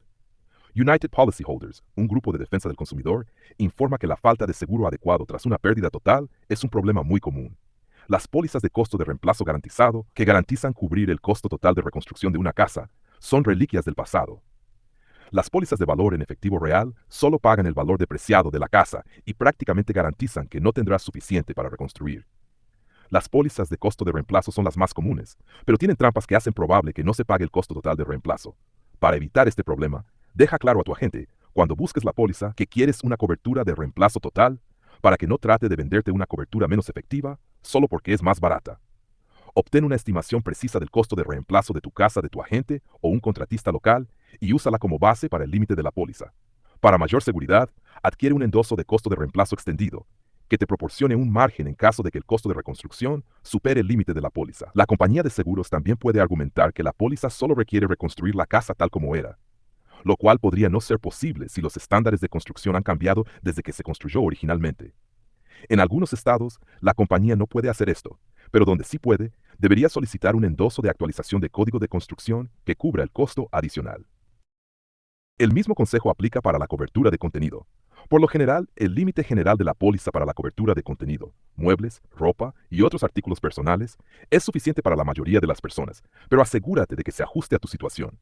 Lee las limitaciones de la cobertura de contenido y verifica si hay alguna brecha. Una póliza típica limitará lo que la compañía de seguros tiene que pagar por la pérdida debido al robo de artículos programados, como joyas. Si tienes joyas, cubiertos de plata, reliquias familiares antiguas u otros objetos de valor, considera adquirir un endoso para aumentar los límites de cobertura sobre estos. Si tienes suerte, comprarás un seguro y nunca lo necesitarás. Tus primas solo te comprarán la tranquilidad de saber que estás protegido. Sin embargo, inevitablemente alguien sufrirá una pérdida, y podría ser tú.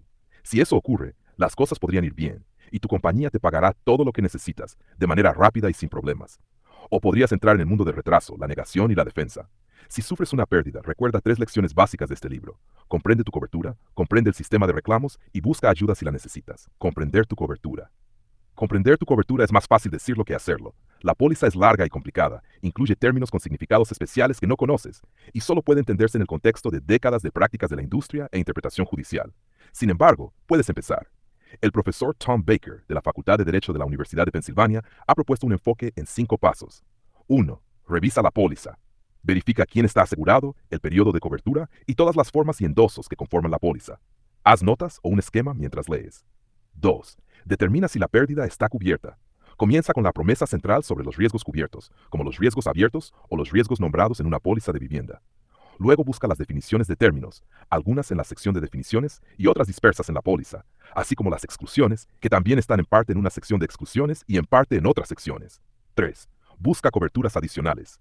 Una póliza de vivienda típicamente incluye pagos adicionales por remover escombros o cubrir el costo de alquilar otra casa mientras se realizan reparaciones.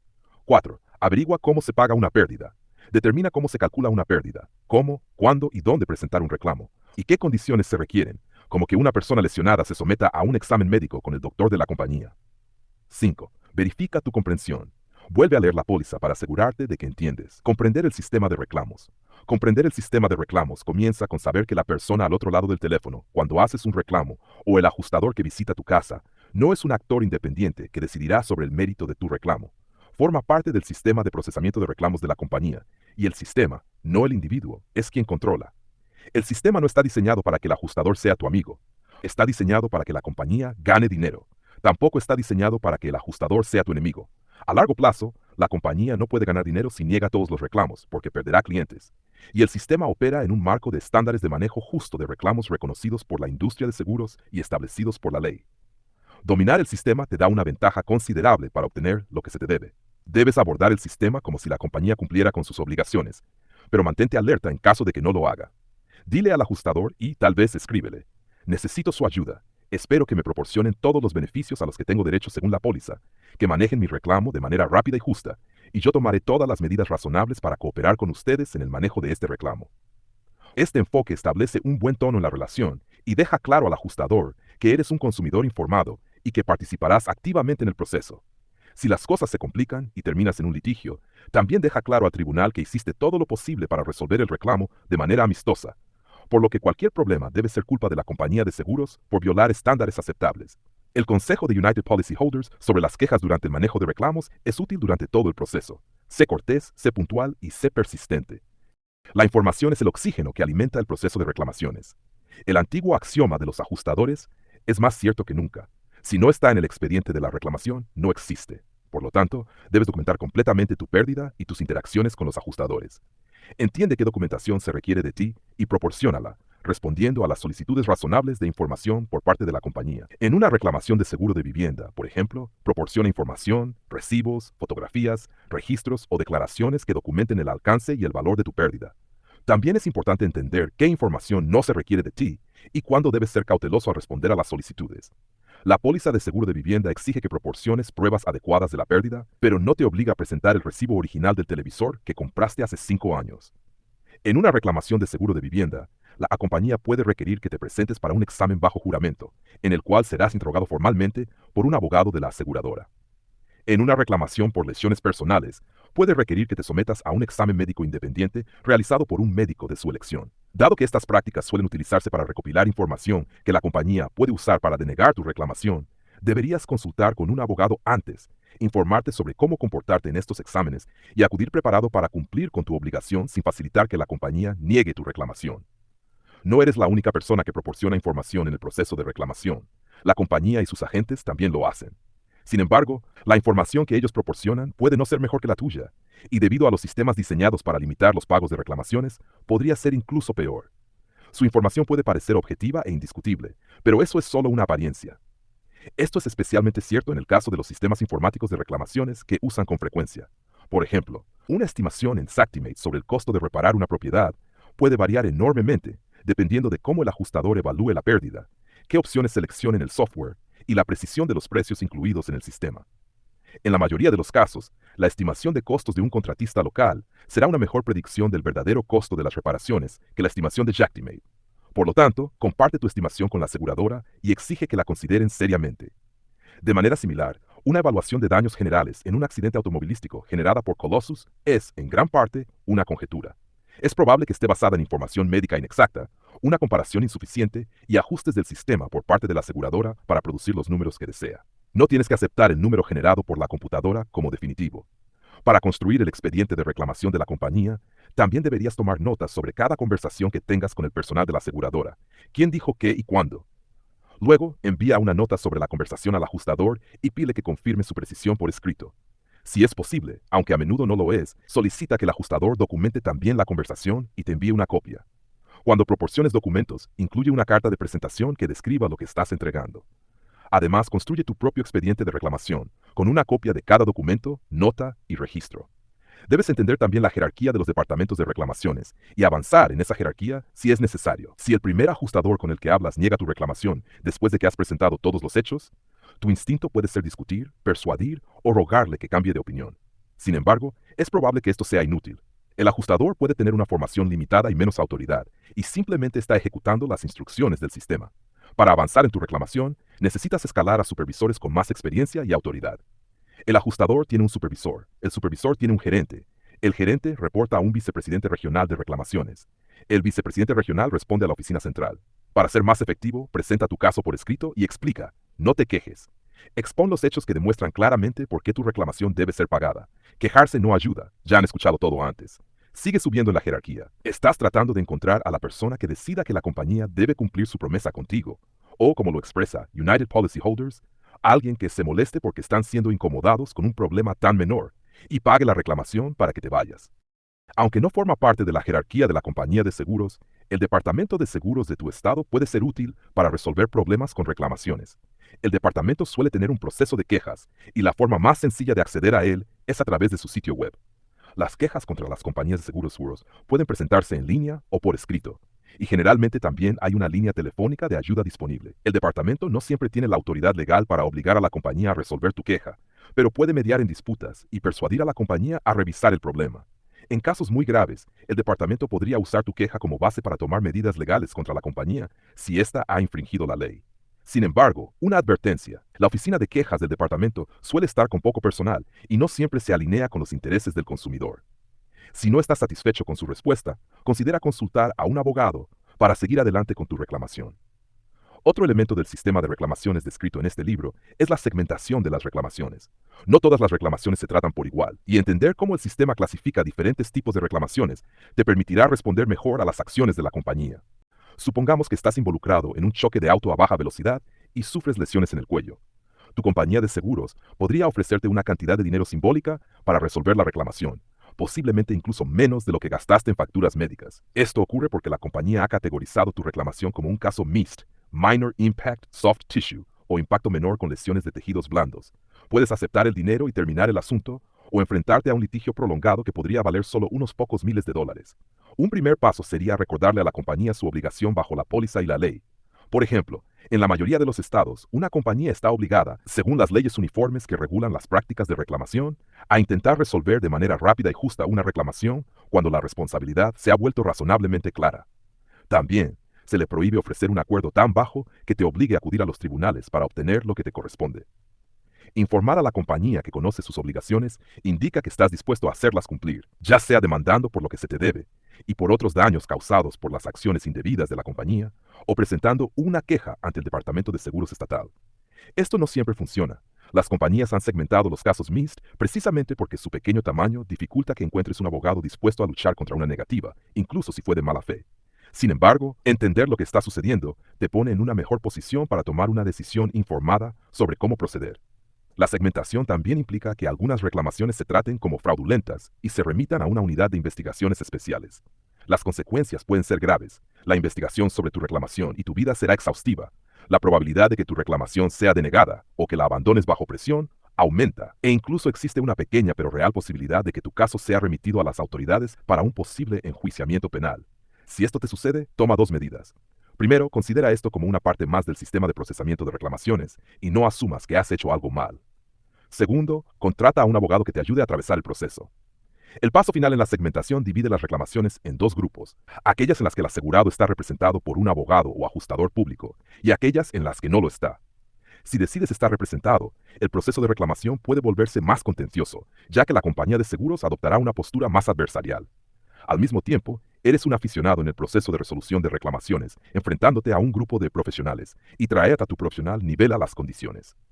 Las compañías de seguros suelen desalentar a los consumidores de contratar profesionales.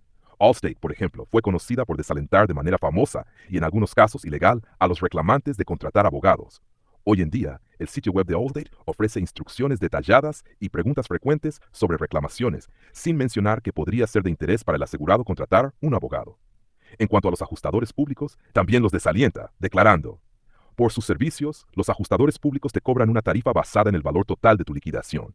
Estas tarifas pueden ser considerables y no son reembolsables bajo tu póliza de Allstate.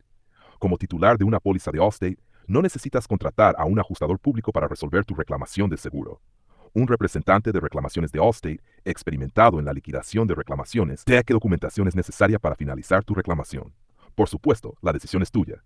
¿Te conviene más manejar tu reclamación de seguro por tu cuenta o contratar a un profesional que trabaje contigo? Para algunas reclamaciones, la respuesta es obvia.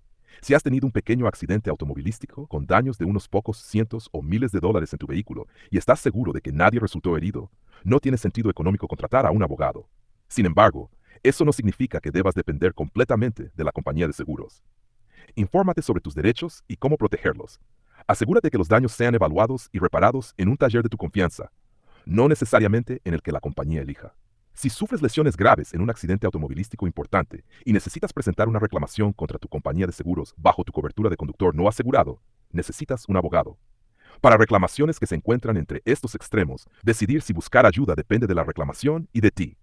¿Tienes la experiencia, el tiempo, los recursos y la energía para manejar la reclamación por tu cuenta?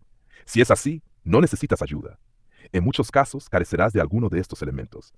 Muchas reclamaciones involucran cuestiones legales sobre la interpretación de un término de la póliza o sobre la asignación de responsabilidades que solo un abogado puede abordar adecuadamente. Si has sufrido una lesión física, puede que no estés en condiciones físicas de lidiar con el estrés de la reclamación, o puede que no logres mantener la objetividad emocional necesaria para tratar con la compañía de seguros de manera imparcial. Evaluar el alcance de los daños y estimar el costo de las reparaciones tras daños graves a una casa requiere más tiempo, conocimientos de técnicas de construcción y acceso a expertos especializados de los que la mayoría de las personas dispone. Cuando no estés seguro de si contratar a un profesional, generalmente vale la pena hablar con uno o varios para que te ayuden a evaluar tu situación. A menudo, estas consultas son gratuitas. La ayuda profesional no es gratuita, y una buena ayuda profesional no es barata. Dependiendo del tipo de caso y tus circunstancias personales, los abogados pueden cobrar por hora o mediante un honorario contingente, en el cual toman una parte de la indemnización si ganas y nada si pierdes. Los ajustadores públicos cobran un porcentaje del monto que recibes de la compañía de seguros. Sus tarifas están reguladas en muchos estados y la tasa generalmente es del 10% al 15% del total recuperado. En ambos casos, siéntete libre de discutir qué puede hacer el abogado o ajustador por ti y cuánto costará, y luego decides si el valor que agregan a tu caso vale la pena. Si decides que necesitas ayuda, consigue ayuda de calidad de un profesional con experiencia en el tipo de reclamación que tienes. Las reclamaciones de seguros son tan especializadas como otras áreas de práctica, por lo que el abogado que redactó tu testamento puede no ser la mejor opción para ayudarte con tu reclamación de seguro. Selecciona a un abogado o ajustador público de la misma forma que elegirías a un médico. Las recomendaciones de un bar, una barbería o una peluquería probablemente no sean confiables. Incluso si un amigo o vecino ha tenido una buena experiencia con un abogado, es posible que no tenga la suficiente experiencia para evaluar esa experiencia, y cada caso es diferente. Los profesionales conocen a otros profesionales, por lo que mejores fuentes de consejos son abogados de otras áreas, agentes de seguros independientes, agentes inmobiliarios, banqueros u otras personas con conocimientos similares. Ya sea que contrates ayuda profesional o no, deberías informarte sobre seguros y el proceso de reclamaciones para convertirte en un mejor consumidor al comprar seguros, y especialmente si presentas una reclamación. Este capítulo te da un comienzo. El apéndice enumera algunos recursos específicos que pueden ayudarte. Es tu póliza, tu reclamación y tu seguridad financiera lo que está en juego. Asume responsabilidad. Capítulo 12. Cómo detener el retraso, la negación y la defensa. El problema de las compañías de seguros que retrasan, niegan y defienden es grave. Nadie, excepto tal vez las propias compañías, que no lo revelan, sabe exactamente cuán grave es. Pero el problema es lo suficientemente grande como para que miles de asegurados individuales y víctimas de accidentes no estén recibiendo los beneficios que sus compañías de seguros les deben. También es lo suficientemente grande como para que, a medida que crece la conciencia sobre el problema, pueda socavar la confianza pública en la industria de los seguros. Los consumidores pueden tomar algunas medidas para protegerse contra prácticas injustas de reclamación, pero no pueden prevenirlas ni corregirlas por sí mismos. Las malas prácticas persisten porque los reguladores gubernamentales no han hecho lo suficiente para prevenirlas y castigarlas. Legisladores y reguladores de cada estado deben hacer tres cosas para proteger a los consumidores, y los consumidores necesitan presionarlos para que actúen. Primero, proporcionar a los consumidores la información necesaria para que consideren las prácticas de reclamación de una compañía al comprar un seguro. Segundo, dejar claro en la ley que las normas de manejo de reclamaciones son vinculantes para las compañías de seguros y otorgar a los reguladores el poder de hacerlas cumplir. Tercero, garantizar que los asegurados y las víctimas de accidentes que presenten reclamaciones tengan la capacidad de responsabilizar a las compañías de seguros cuando éstas retrasen, nieguen o defiendan de manera injusta. He aquí una paradoja. Los seguros son el negocio más altamente regulado en Estados Unidos, pero el sistema de regulación no ha logrado implementar estas reformas ni proteger a los asegurados y a las víctimas de accidentes de prácticas injustas de reclamación. ¿Por qué no se hace más? La industria de seguros, al igual que otros servicios financieros como la banca comercial, la banca de inversión, los fondos mutuos y las corredurías de bolsa, está dominada por grandes compañías que operan en todo el país e incluso internacionalmente. Tras el colapso financiero de 2008-2009, cuando el gobierno federal rescató al gigante asegurador AIG, la administración Obama propuso establecer un monitoreo federal de las actividades financieras de las compañías de seguros para prevenir futuras catástrofes. Sin embargo, en su mayor parte, los seguros son regulados principalmente a nivel estatal. La regulación de seguros en Estados Unidos comenzó en los estados a través de condiciones en las cartas estatales que permitían a las compañías organizarse y operar. La primera corporación aseguradora de acciones fue la Insurance Company of North America, fundada en 1794, predecesora de la actual Cigna. Su carta requería que su capital se invirtiera en ciertos bonos gubernamentales y que sus fondos se depositaran en el Banco de Pensilvania. El primer intento amplio de regulación se centró en garantizar que las compañías tuvieran suficiente dinero para pagar las reclamaciones, un problema particular debido a los frecuentes incendios que amenazaban la supervivencia económica de las aseguradoras. El gran incendio de Nueva York de 1835 llevó a la bancarrota a 23 de las 26 compañías de seguros contra incendios de la ciudad.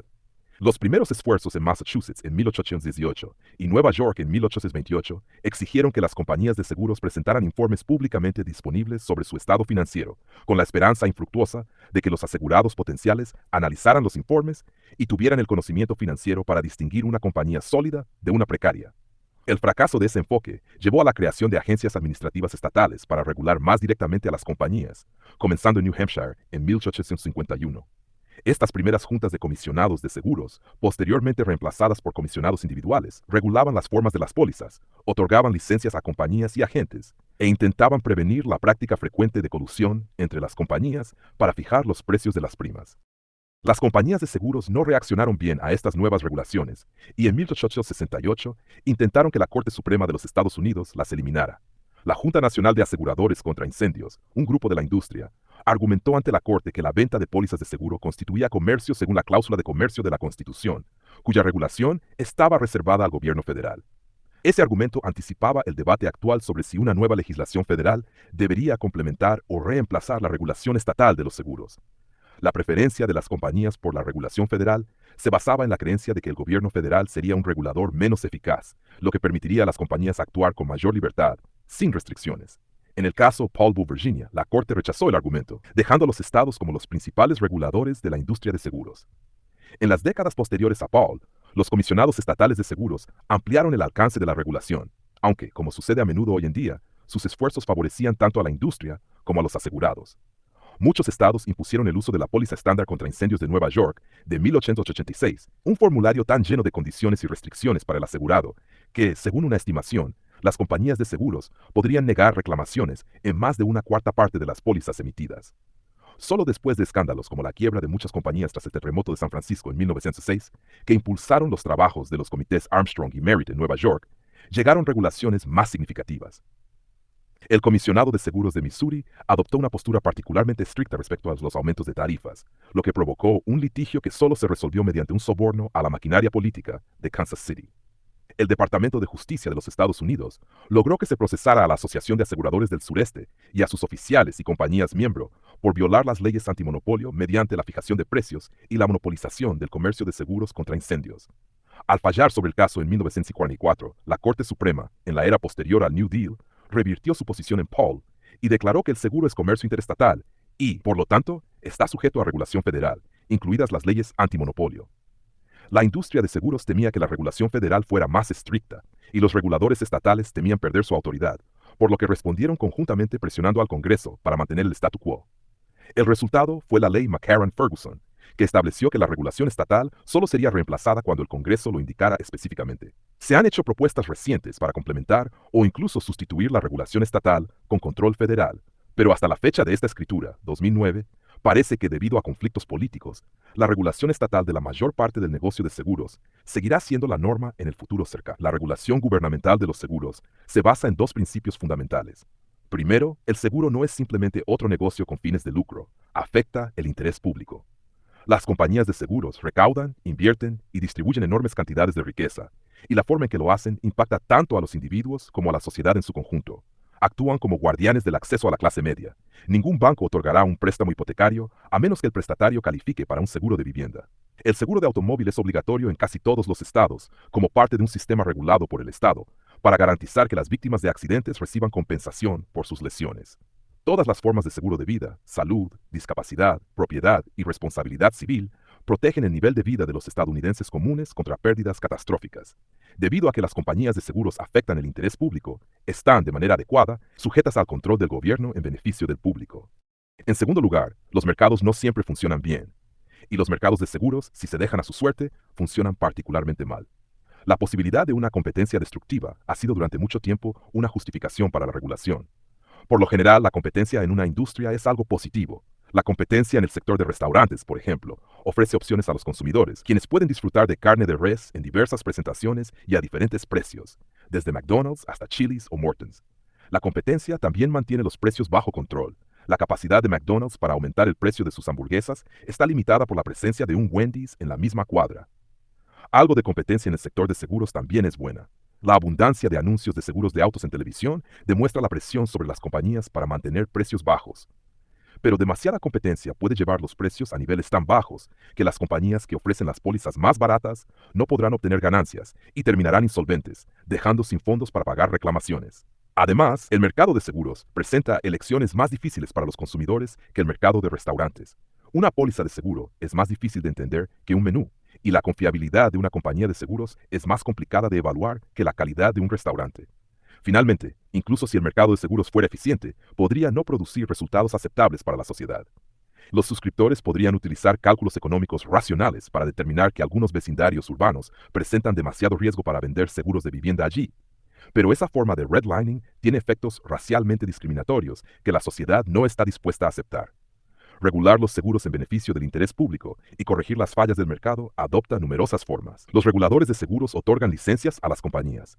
Aprueban o desaprueban fusiones, exigen requisitos educativos y otras condiciones de licencia para agentes, corredores y ajustadores. Graban a las compañías de seguros, especifican requisitos de capital, dictan la forma y frecuencia de los informes financieros, controlan los tipos de inversiones que las compañías pueden realizar. Crean y obligan a las aseguradoras a financiar fondos de garantía para los asegurados de compañías insolventes. Regulan las primas que las compañías pueden cobrar. Aprueban los formularios de pólizas. Crean mecanismos para proporcionar seguros que el mercado no ofrecería de otro modo. Prohíben prácticas discriminatorias. Limitan las comisiones que las compañías pueden pagar a los corredores. Reciben y resuelven quejas de los consumidores, entre otras funciones. De manera general, los reguladores hacen tres cosas. Una muy bien, otra razonablemente bien y otra solo de manera esporádica. Lo que hacen muy bien es regular la solvencia de las compañías. Lo que hacen razonablemente bien es regular las tarifas que las compañías cobran. Lo que hacen solo de manera esporádica es regular la conducta del mercado, incluidas las prácticas de manejo de reclamaciones. El problema regulatorio más antiguo es garantizar la solvencia de las aseguradoras. Es decir, asegurarse de que las compañías tengan reservas financieras suficientes para pagar reclamaciones a medida que se presentan. Hay una razón obvia para el enfoque en la regulación de solvencia. Los asegurados están comprando seguridad y necesitan alguna garantía de que esa seguridad estará disponible cuando la necesiten. Menos obvio es que la quiebra de una compañía disminuye la confianza del público en todas las aseguradoras, reduciendo así la probabilidad de que las personas compren seguros y disminuyendo la protección disponible para todos. Además, el comportamiento que conduce a la insolvencia ejerce presión sobre todas las compañías. La insolvencia a menudo resulta de cobrar primas demasiado bajas o asumir riesgos demasiado altos, y si una compañía lo hace, otras compiten en una carrera hacia el fondo. Los reguladores buscan prevenir la insolvencia mediante diversas técnicas. Las compañías de seguros deben obtener una licencia para operar, y el Estado revisa la capitalización de la compañía y otras medidas de estabilidad financiera antes de emitir la licencia. Posteriormente, la compañía debe informar regularmente sobre su situación financiera. Los reguladores revisan los informes y, si las finanzas de una compañía son cuestionables, investigan más a fondo y toman medidas. A las aseguradoras se les exige establecer reservas en cantidades y tipos relacionados con las pólizas que han emitido. Además, los reguladores controlan cómo se pueden invertir el capital y las reservas. En el caso de las aseguradoras de bienes y accidentes, la mayoría de los fondos se mantienen en instrumentos de deuda como valores del gobierno de los Estados Unidos, y otros bonos de alta calidad y cantidades limitadas se invierten en acciones. La regulación de solvencia funciona bien para garantizar la seguridad de las compañías de seguros de bienes y accidentes. Según un informe de AM Best, de más de 2.700 compañías de este tipo, solo 7 se declararon insolventes en 2008, y 4 de ellas eran aseguradoras de títulos, no aseguradoras de automóviles o viviendas. La efectividad de la regulación de solvencia se puso a prueba durante la crisis financiera de 2008-2009, y en general, superó el desafío. En septiembre de 2008, AIG enfrentó un colapso y tuvo que ser rescatada por el gobierno federal. AIG era la mayor vendedora de seguros de vida en Estados Unidos y ofrecía seguros de vida, bienes accidentes, salud, viajes y otros a través de una red de compañías que operaban en 130 países, lo que llevó a la caída de AIG, de ser una de las mayores empresas del mundo, con activos antes de la crisis de $1 billón, a convertirse en una mendicante salvada por el gobierno solo porque era demasiado grande para quebrar. Fue su incursión en formas esotéricas de gestión de riesgos corporativos, como los swaps de incumplimiento crediticio, muy alejados de los seguros tradicionales. Sin embargo, los reguladores tranquilizaron al público afirmando que las aseguradoras de bienes y accidentes, que eran el núcleo del negocio de AIG, seguían siendo financieramente sólidas. Varias aseguradoras de vida que operaban esencialmente como firmas de inversión con grandes obligaciones hacia los titulares de anualidades, también buscaron fondos de rescate federal, pero las compañías de bienes accidentes estaban en una posición más sólida.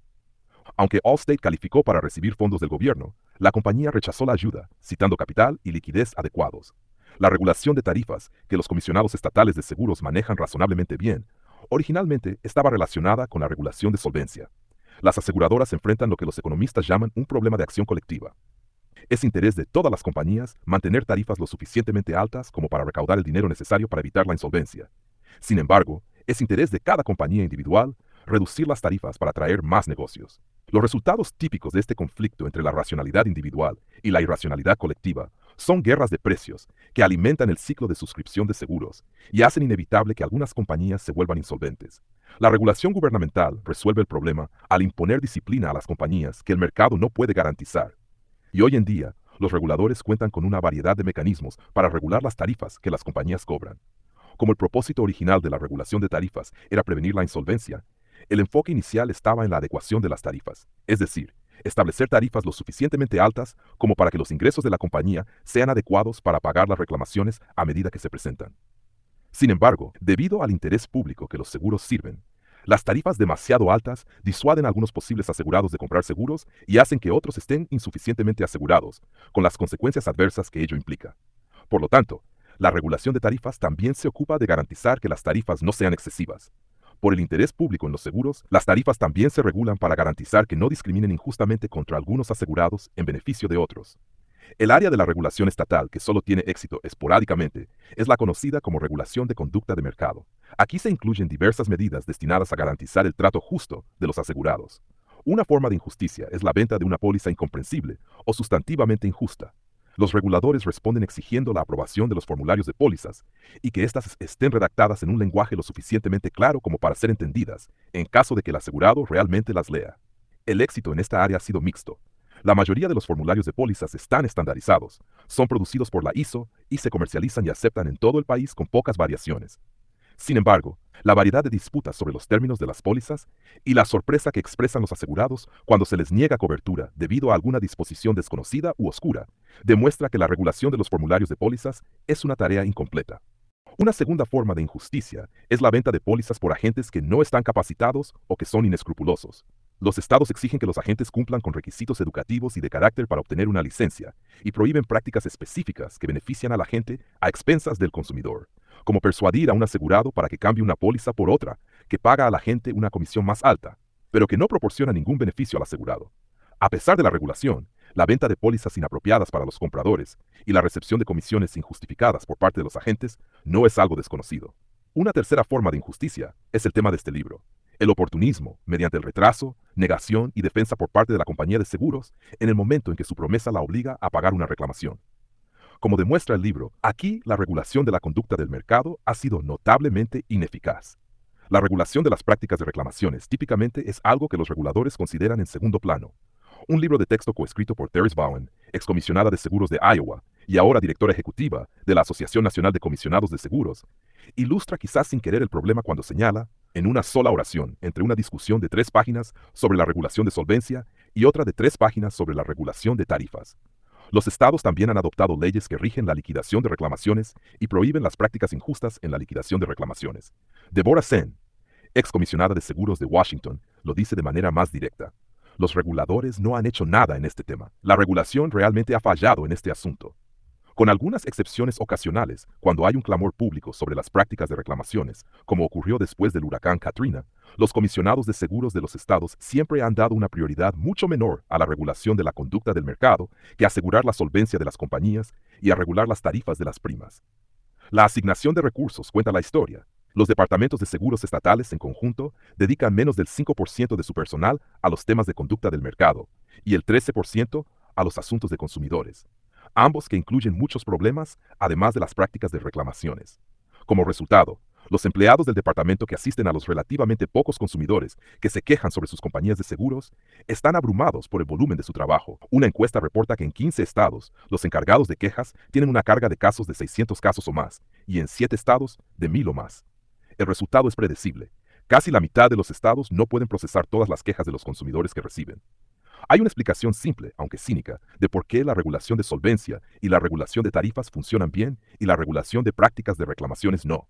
Las prácticas de reclamaciones son el área en la que los intereses de las compañías de seguros y los intereses de los consumidores más se desvían, y las compañías de seguros tienen más influencia sobre los reguladores. El cinismo no es una característica atractiva, y las explicaciones simples siempre son parcialmente incorrectas, pero también son parcialmente correctas, y ser cínico y simple captura la verdad esencial sobre la regulación de los seguros. La industria juega un papel tan grande como el de los reguladores, es decir, si puedes separar la industria de los reguladores. Eric Gustafson, de la Asociación Independiente de Agentes de Seguros de América, expresa una percepción común entre los ejecutivos de seguros. Veo a los reguladores como parte de la industria. No los veo como una entidad separada. De hecho, el regulador de hoy puede convertirse en el ejecutivo de la industria de mañana al caminar por la puerta giratoria entre las compañías de seguros y el gobierno. En un incidente reciente, muy discutido, en agosto de 2008, el comisionado de seguros de Alabama, Walter Bell, renunció para convertirse en presidente de Swiss Re America Holding, un importante reasegurador. Un posible impedimento fue la ley de Alabama, que prohíbe a un exregulador trabajar para una empresa que reguló durante 2 años después de dejar el gobierno. Esa restricción fue hábilmente evitada porque técnicamente Bell estaba trabajando para la compañía matriz de Swiss Re, no para las subsidiarias que operaban en Alabama. El sucesor de Bell pasó por el otro lado de la puerta giratoria. Jim L. Riedling fue el exdirector ejecutivo de las compañías de seguros Southern Guaranty. Bay fue un expresidente de la Asociación Nacional de Comisionados de Seguros, NAIC, por sus siglas en inglés, y su decisión fue típica. En un testimonio ante el Senado, el excomisionado de seguros de Texas, J. Robert Hunter, enumeró los movimientos de otros 5 expresidentes recientes de la NAIC. Todos pasaron a ocupar cargos como cabilderos de la industria de seguros, excepto uno que se unió a la junta directiva de una compañía de seguros. Su lista podría haber sido aún más extensa. 11 de los últimos 15 presidentes han terminado trabajando para la industria.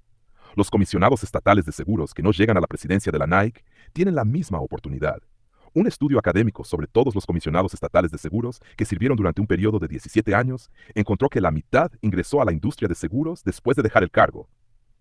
Por cierto, la NAIC financia la participación de representantes de consumidores en sus reuniones, pero estos, a diferencia de los comisionados, están sujetos a una política de conflicto de intereses para garantizar que no estén influenciados por la industria. Por supuesto, hay excepciones. Una de las primeras fue Webb McNeil, abogado, periodista, agricultor y en ocasiones vigilante, quien se convirtió en el primer superintendente de seguros de Kansas en 1897. Un mes después de asumir el cargo, McNeil suspendió las licencias de New York Life, Mutual Life of New York y Connecticut Mutual Life por no pagar un reclamo de seguro de vida de 18 años de antigüedad. En un extraordinario precedente del retraso, la negación y la defensa, las compañías se habían negado a pagar el reclamo a pesar de que 4 jurados habían fallado en su contra. A principios de la década de 1970, el profesor de seguros de la Universidad de Pensilvania y luego defensor de los consumidores, Herb Dennenberg, fue comisionado de seguros de Pensilvania con el lema reportado Populus iam dudam defutatus est, traducido libremente del latín como el consumidor ya ha sido engañado durante demasiado tiempo. Después de servir como comisionado de seguros de Texas y administrador federal de seguros bajo los presidentes Ford y Carter, J. Robert Hunter se convirtió en una especie de unidad de verdad en solitario a favor de los consumidores, testificando ante el Congreso, preparando informes y sirviendo como director de seguros para la Federación de Consumidores de América. Deborah Senn cumplió 2 mandatos como comisionada de seguros del estado de Washington y fue llamada por Ralph Nader la mejor comisionada de seguros de Estados Unidos por su defensa de los consumidores. Jay Angoff fue el comisionado de seguros con más tiempo en el cargo en Missouri y estableció procesos de licitación competitiva para las HMO y las aseguradoras de compensación para trabajadores que redujeron las tarifas para los consumidores. El comisionado de seguros de Florida, Kevin McCarty, fue el único que tomó medidas enérgicas contra la negativa de Allstate a cumplir con órdenes judiciales y administrativas para producir los documentos McKinsey, lo que resultó en su publicación en Internet. La lista continúa, pero no mucho más. Denenberg, Hunter, Senn, Angoff, McCarty y unos pocos más son notables en parte porque sus acciones han sido tan raras. Las compañías de seguros tienen influencia sobre los reguladores por todas las razones habituales y algunas inusuales. Las habituales incluyen el dinero. Durante 9 de los últimos 10 ciclos electorales federales, la industria de seguros ha estado entre los 10 principales en contribuciones a campañas. En 2008, a pesar de las contribuciones de 25.1 millones de individuos y 21.2 millones de comités de acción política, bajó al puesto número 11. Dado que las contribuciones de campaña de los donantes de la industria son más una inversión que una expresión de ideología, las apuestas se hicieron en todos los bandos. Por ejemplo, en la campaña presidencial de 2008, el republicano John McCain recibió 2.4 millones y el demócrata Barack Obama recibió 2.2 millones. Las contribuciones a campañas a nivel estatal son más difíciles de rastrear, pero potencialmente más importantes para la industria, ya que es donde ocurre la mayor parte de su regulación. La industria ha estado bien representada en campañas estatales, donando diferentes cantidades según los candidatos y los temas importantes que aparecen en la boleta. A los candidatos, 28.9 millones en 2008, 17 millones en 2007 y 58.7 millones en 2006. Las iniciativas en la boleta atrajeron otros 1.8 millones, 13 millones y 9 millones, respectivamente en esos mismos años. El dinero compra influencia. Las comisiones legislativas estatales que redactan la legislación sobre seguros tienden a estar compuestas, en gran medida, por legisladores empleados en la industria o afines a ella. La influencia también proviene de la organización, y la industria de seguros está repleta de organizaciones que influyen en las políticas públicas. La American Insurance Association, la Property Casualty Insurers Association of America, la National Association of Mutual Insurance Companies, el Insurance Research Council, el Insurance Information Institute y muchas más. Mientras el Estado intenta regular la industria de seguros, los grupos comerciales de la industria gobiernan al gobierno. Las actividades de estos grupos son tanto proactivas como preventivas, consiguen lo que la industria desea y evitan la regulación que no quieren, monitoreando continuamente las actividades de los reguladores, manteniendo relaciones cercanas con ellos, cabildeando, proporcionando investigaciones y promoviendo las perspectivas de la industria al público. La influencia de la industria se magnifica debido a la estructura inusual de la regulación de seguros. Una industria dominada por grandes corporaciones nacionales y a veces multinacionales está regulada en las 50 capitales estatales. Este sistema se defiende en base al federalismo económico. Las necesidades de cada estado son diferentes, por lo que cada estado requiere un régimen regulatorio distinto. Creemos que el seguro es un negocio local por naturaleza, dijo Kevin Sullivan, asesor general adjunto de Allstate, cuya empresa local genera ingresos de 37 mil millones al año. Jay Angoff fue más directo al explicar el deseo de las empresas de una regulación local en lugar de una federal. Prefieren ser reguladas por 50 monos que por un gran gorila. A menos que el gorila sea débil y sin dientes, la administración Bush propuso un sistema de licencias federales opcionales para las compañías de seguros que les permitiría optar por no estar sujetas a la regulación estatal. La estructura regulatoria multilateral brinda a las compañías oportunidades para presionar a los reguladores estatales, amenazando con apoyar las licencias federales opcionales para las compañías de seguros, o con dejar de operar en un estado, como parece suceder regularmente cuando los reguladores muestran reticencia a permitir que las compañías aumenten las tarifas a su antojo. Quizás el aspecto más inusual de la regulación de seguros es el papel desempeñado por la Asociación Nacional de Comisionados de Seguros, NAIC por sus siglas en inglés. La NAIC fue fundada en 1871, poco después de la decisión de la Corte Suprema en Paul v. Virginia, que dejó en claro que los estados seguirían siendo los principales controladores de la industria de seguros. Con miembros que incluyen a los comisionados de seguros de los 50 estados, el Distrito de Columbia y 5 territorios de Estados Unidos, oficinas en Kansas City, Nueva York y Washington, y un presupuesto anual de 70 millones, la NAIC cumple algunas de las funciones que realizaría un regulador nacional de compañías de seguros. Prescribe los formularios que las compañías de seguros utilizan para informes financieros, mantiene bases de datos nacionales de compañías y agentes de seguros, recopila y publica datos de quejas de consumidores y brinda apoyo técnico y coordinación para los reguladores estatales. La Nike tiene un estatus ambiguo como una organización privada compuesta por funcionarios públicos, una fuerza centralizadora en un sistema regulatorio descentralizado y una entidad que realiza funciones públicas con una participación significativa de intereses privados. Su directora ejecutiva, Therese Bowen, describe su interacción con los reguladores estatales como la creación de un sistema nacional basado en los estados. La Nike ha luchado durante mucho tiempo por mantener una identidad independiente, libre de una influencia sustancial de la industria. A través de una serie en constante evolución de comités asesores de la industria, grupos técnicos de recursos, grupos de enlace e incluso contactos informales, gran parte del trabajo de la Nike se logra solo con la participación de la industria. Si la industria no consigue lo que desea a través de la Nike, cambia sus esfuerzos de cabildeo directamente hacia los comisionados de seguros estatales o los legisladores que deben aprobar e implementar los productos finales.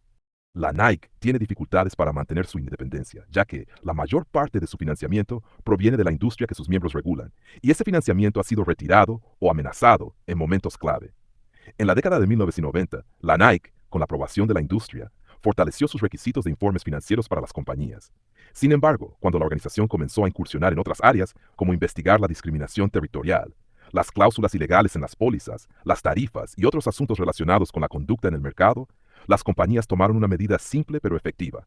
Primero State Farm, luego Allstate, Farmers y Geico se negaron a pagar las tarifas asociadas con sus informes financieros, que constituían la mayor parte del presupuesto de la Nike. Los grupos comerciales insinuaron un boicot generalizado de estas tarifas por parte de la industria. Curiosamente, la mayoría de los estados no tenían requisitos legales para que las compañías pagaran las tarifas o tenían lagunas legales que las compañías podían explotar. Así, se organizó una reunión en el restaurante Nick's Fish Market, cerca de Chicago, arreglada por Mark Bussell, director de seguros de Illinois, hogar de State Farm y Allstate, e incluyendo al superintendente de seguros de Maine, Brian K. Atchison, quien entonces era presidente de la Nike, Robert Pike, asesor general de Allstate, y otros líderes de la Nike e industria.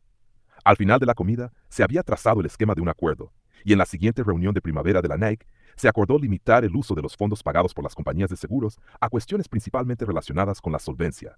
Como resultado, se redujo casi a la mitad el dinero disponible para investigar las prácticas de reclamos y otras conductas del mercado.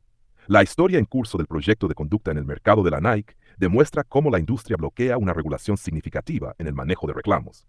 Un comité de la Nike propuso que las compañías estuvieran obligadas a informar anualmente sobre sus prácticas de manejo de reclamos, al igual que deben informar sobre su condición financiera. Entre otra información, una compañía reportaría el número de reclamos abiertos durante el año, el número de reclamos cerrados, el número de reclamos cerrados sin pago al asegurado, cuánto tiempo tomó procesar los reclamos, y el número de asegurados a los que se les negó el pago o que tuvieron que demandar para recibir lo que se les debía. La Nike recopilaría y analizaría los datos para que los comisionados pudieran investigar a las compañías con prácticas desfavorables, y los consumidores tendrían más información para tomar decisiones al elegir una compañía. La industria reaccionó de manera uniforme y amarga, dedicando enorme energía y recursos para mantener los datos en secreto, según describió el profesor de Derecho y representante de consumidores de la Nike, Daniel Schwartz. La National Association of Mutual Insurance Companies, la Property Casualty Insurers Association of America, la American Insurance Association, America's Health Insurance Plans, el American Council of Life Insurers y la Blue Cross and Blue Shield Association se unieron en protesta. Consideramos esa información como propiedad exclusiva, dijo Deirdre Mena, vicepresidenta de Asuntos Regulatorios e Industriales de la Property Casualty Insurers Association of America. Propiedad exclusiva, presumiblemente, porque revelaría lo que las compañías querían mantener en secreto, qué compañías tenían mejores registros de reclamos y cuáles no. Las protestas de la industria lograron diluir drásticamente la propuesta. El único paso que se ha adoptado hasta ahora está limitado de dos maneras importantes. Primero, no todos los estados participan.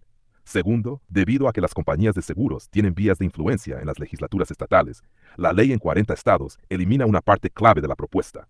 Por ley estatal, los departamentos de seguros solo pueden compartir la información con la Nike bajo la condición de que se mantenga confidencial, por lo que el público no tiene acceso a ella. Las enormes contribuciones de campaña de la industria de seguros, el poder de los grupos comerciales de seguros y las múltiples oportunidades que presenta la extraña estructura de la regulación de seguros hacen que mejorar las prácticas de manejo de reclamos y detener la estrategia de retrasar, negar, defender sea difícil. Pero difícil no significa imposible, y a medida que crece la conciencia sobre el problema, también aumentará la presión para tomar medidas. Ampliar el proyecto de conducta en el mercado de la Nike es un primer paso necesario. Los reguladores deberían exigir a las compañías de seguros que reporten y hagan pública la información sobre sus prácticas de manejo de reclamos, lo que permitiría a los consumidores elegir de manera inteligente al contratar un seguro. Un consumidor que compra un automóvil puede consultar las calificaciones de seguridad de choques realizadas por el gobierno federal, Consumer Reports u otras fuentes para conocer la calidad del automóvil y la fiabilidad de la compañía automotriz. El mismo consumidor no puede encontrar ese tipo de información al buscar un seguro de automóvil. Es fácil comparar precios. Los consumidores pueden obtener cotizaciones de precios de docenas de sitios web de compañías. Y en Massachusetts incluso pueden acceder al sitio web del Departamento Estatal de Seguros y obtener una lista de primas de muestra para pólizas mínimas y estándar. Por ejemplo, un conductor de Cambridge, Massachusetts, que busca un seguro de automóvil puede descubrir rápidamente que Progressive ofrece una póliza estándar por $735. Lo que el consumidor no puede averiguar es si el historial de Progressive para pagar reclamos es mejor o peor que el de State Farm, que vende una póliza similar por $177 más, según el sitio de comparación de Massachusetts.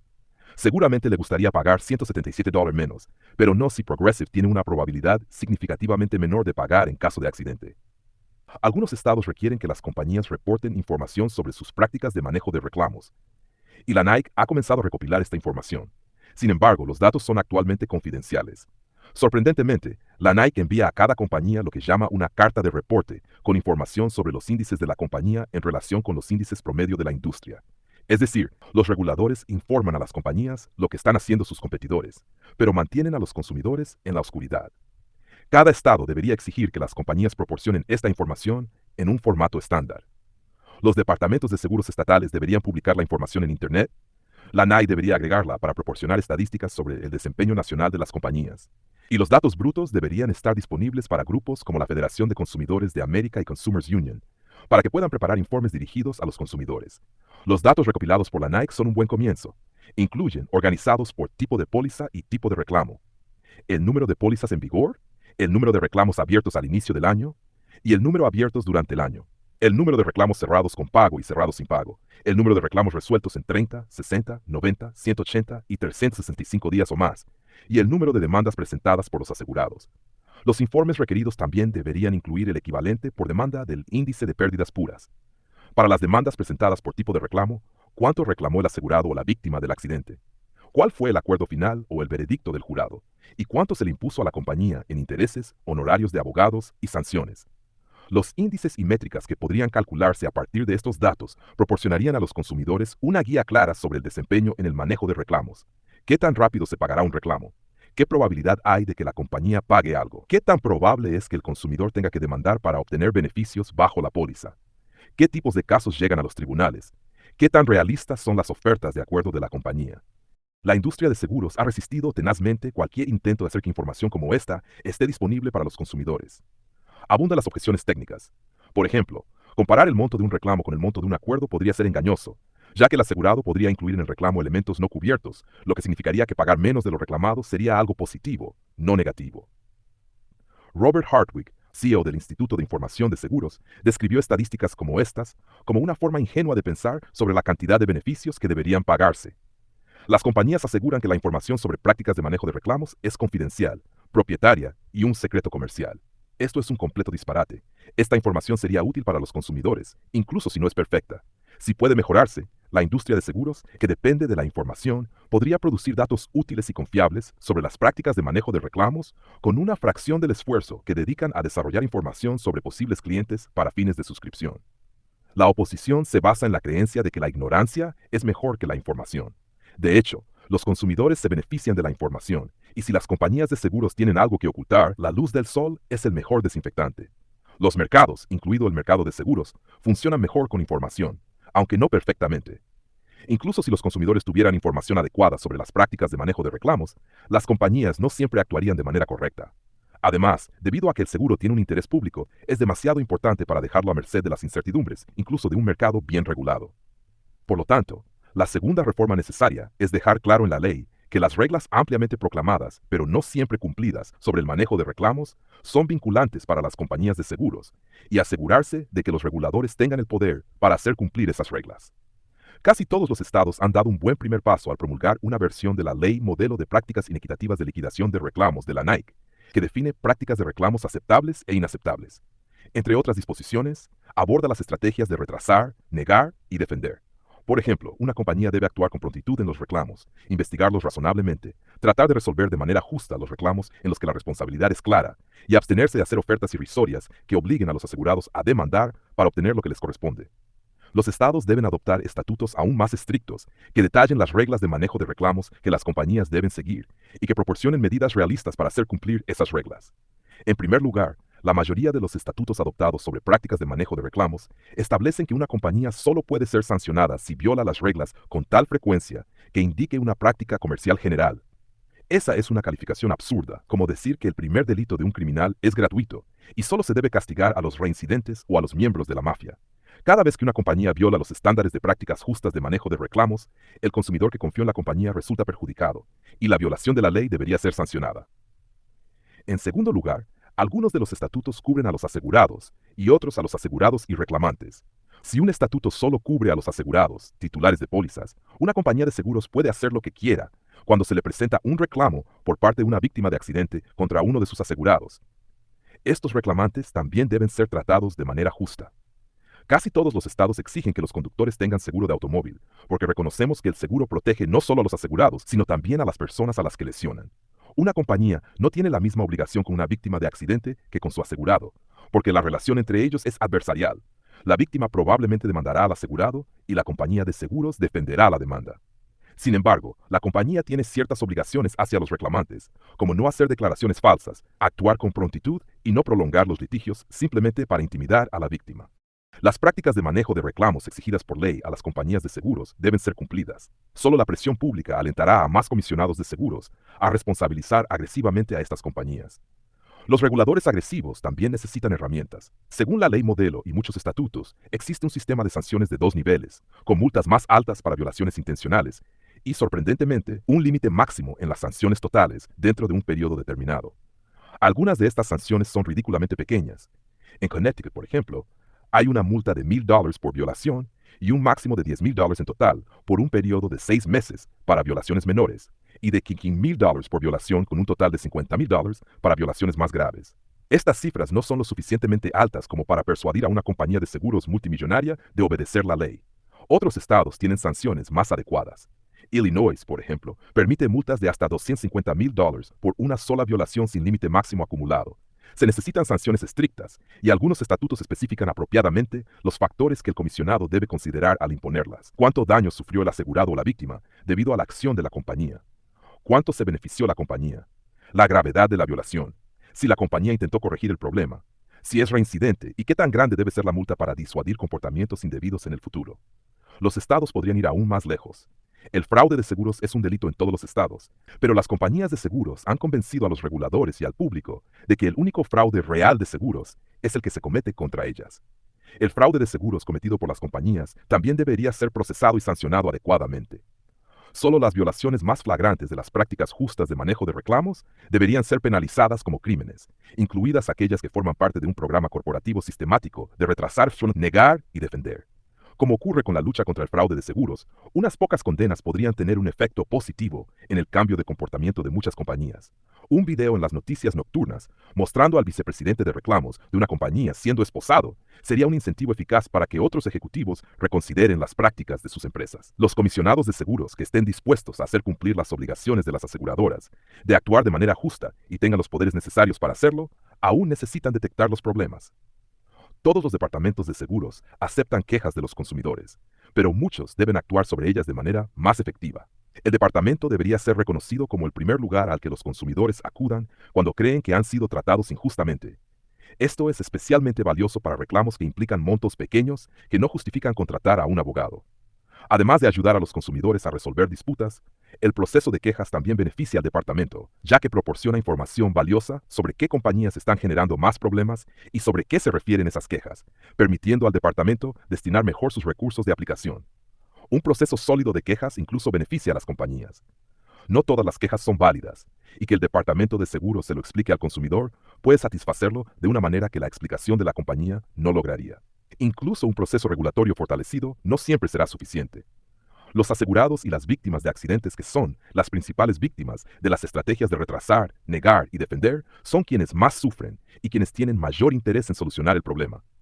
Fortalecer su capacidad para presentar reclamos individuales contra las aseguradoras compensará a quienes han sido perjudicados y disuadirá a las compañías de comportarse mal. Todos los estados otorgan a los asegurados el derecho a demandar a sus compañías de seguros, en algunos casos, por lo que se conoce como manejo de reclamos de mala fe o violación de los estándares aceptados de prácticas de reclamos. Cuando se formula correctamente y se aplica rigurosamente, la legislación sobre mala fe funciona. Los estudios académicos han demostrado que los pagos de reclamos son más altos en los estados con leyes sólidas de mala fe, lo que indica que la ley induce a las compañías a observar prácticas justas de manejo de reclamos. La legislación sobre la mala fe varía entre los estados en cuanto a quién puede demandar y por qué motivos. Para compensar plenamente a los asegurados perjudicados por las prácticas de retrasar, negar y defender, y para disuadir a las compañías de participar en ese comportamiento ilegal, todo consumidor afectado debería tener el derecho a demandar por violaciones a las prácticas justas de manejo de reclamos. En casos de seguros de responsabilidad civil, la compañía actúa de mala fe cuando incumple su deber de defender o resolver litigios en nombre del asegurado. Si la compañía rechaza de manera irrazonable una oferta para resolver un caso dentro de los límites de la póliza, exponiendo al asegurado a un fallo que exceda esos límites, actúa de mala fe al jugar con el dinero del asegurado. En casos en los que el asegurado presenta un reclamo contra su propia compañía, ésta actúa de mala fe cuando no paga adecuadamente un reclamo que está dentro del alcance de la póliza. En casos de reclamos presentados por víctimas de accidentes contra los asegurados, la compañía actúa de mala fe cuando viola las prácticas justas de manejo de reclamos al tratar con el reclamante. Es necesario definir mejor qué constituye la mala fe. La mala fe significa que la compañía ha violado los estándares de manejo de reclamos. El asegurado espera ser tratado de manera razonable y justa por la compañía. Por lo tanto, esos estándares y la expectativa del asegurado de razonabilidad y justicia deberían definir el estándar legal de mala fe. Actualmente, eso no ocurre en la mayoría de los estados. Para que se determine que una compañía actuó de mala fe, debe haber negado un reclamo sin una base razonable, y debe haber sabido o ignorado de manera imprudente el hecho de que no tenía una base razonable. Este criterio da demasiada libertad a las compañías para violar estándares justos y luego defenderse alegando que solo actuaron con descuido y no con malicia. Este criterio permite que la compañía resuelva dudas a su favor en lugar de a favor del asegurado y que actúe con negligencia al investigar un reclamo, determinar la cobertura y decidir si pagar y cuándo hacerlo. Ninguna compañía de seguros anunciaría sus pólizas con ese enfoque, y ningún posible asegurado compraría una póliza bajo tales condiciones. La compañía nunca incluiría una cláusula en la póliza que indicara que podría tomar decisiones negligentes sobre la cobertura o cometer prácticas indebidas sin consecuencias, y ningún asegurado informado aceptaría tal cláusula. Los asegurados y las víctimas deberían tener otras formas de protegerse contra prácticas injustas de manejo de reclamos, y legislaturas y tribunales creativos han señalado el camino. Los tribunales de New Hampshire y Nuevo México, por ejemplo, han desarrollado teorías que abordan el problema de las tácticas defensivas agresivas en litigios. Reconocen la táctica de las compañías de seguros de utilizar los litigios para desgastar al oponente y obtener una resolución favorable del caso, independientemente de sus méritos, o como una herramienta para desgastar a los reclamantes de lesiones menores. El propósito de los litigios de seguros es resolver disputas, no forzar a una víctima a someterse, y la víctima debería tener derecho a recuperar los costos económicos y psicológicos de dichas tácticas. Establecer una acción legal por mala fe u otro comportamiento indebido es importante. Hacer que dicha acción sea efectiva es igualmente esencial. Hacerla efectiva requiere que el asegurado o la víctima sean totalmente compensados por el daño sufrido y que se elimine el incentivo económico para que las compañías practiquen estrategias de retrasar, negar y defender. Cuando una compañía viola las prácticas justas de manejo de reclamos, el daño y el incentivo deben reflejarse en las indemnizaciones. Muchos tribunales y legislaturas han respondido a esta necesidad, y todos deberían adoptar un enfoque integral. Cuando un asegurado demanda por mala fe, la indemnización comienza con el pago completo del monto de la pérdida que tenía derecho a recibir según la póliza. Si eso es todo lo que la compañía debe pagar, sigue existiendo un incentivo para retrasar, negar y defender. Se requiere algo más. Como ocurre en muchos estados, el asegurado debería recibir intereses sobre el monto adeudado desde el momento en que se debió pagar, y la tasa de interés debería ser significativa para asegurarse de que la compañía no se beneficie del tiempo en que retuvo el dinero. El asegurado tuvo que contratar un abogado para obligar a la compañía a cumplir su promesa de seguridad, por lo que los honorarios del abogado y otros costos del litigio deberían ser reembolsados. En muchos casos, el asegurado habrá sufrido otras pérdidas económicas por no recibir los beneficios a tiempo, como quedarse sin trabajo debido a la demora en recibir tratamiento médico cuando la compañía se negó a pagar. Esas pérdidas también deben ser compensadas. Además, el asegurado podría haber sufrido agravios, estrés e incluso malestar físico debido a las tácticas de la compañía, y esas son pérdidas reales que también deben ser indemnizadas. Finalmente, podría ser necesario aplicar medidas adicionales para prevenir la mala fe de la compañía. Algunos estados permiten daños punitivos para castigar el comportamiento indebido, ya sea una cantidad determinada por el jurado o daños triples, es decir, 3 veces el monto de los daños reales del asegurado. El propósito de todas estas medidas es doble. A corto plazo, proporcionan un proceso para identificar mejor cuándo las compañías de seguros violan los estándares aceptados de prácticas de manejo de reclamos y compensar a los consumidores perjudicados por esas violaciones. A largo plazo, significarán que menos personas serán perjudicadas porque habrá menos violaciones. Las buenas compañías de seguros no tendrán nada que temer. Las compañías de seguros deficientes finalmente tendrán incentivos suficientes para actuar correctamente.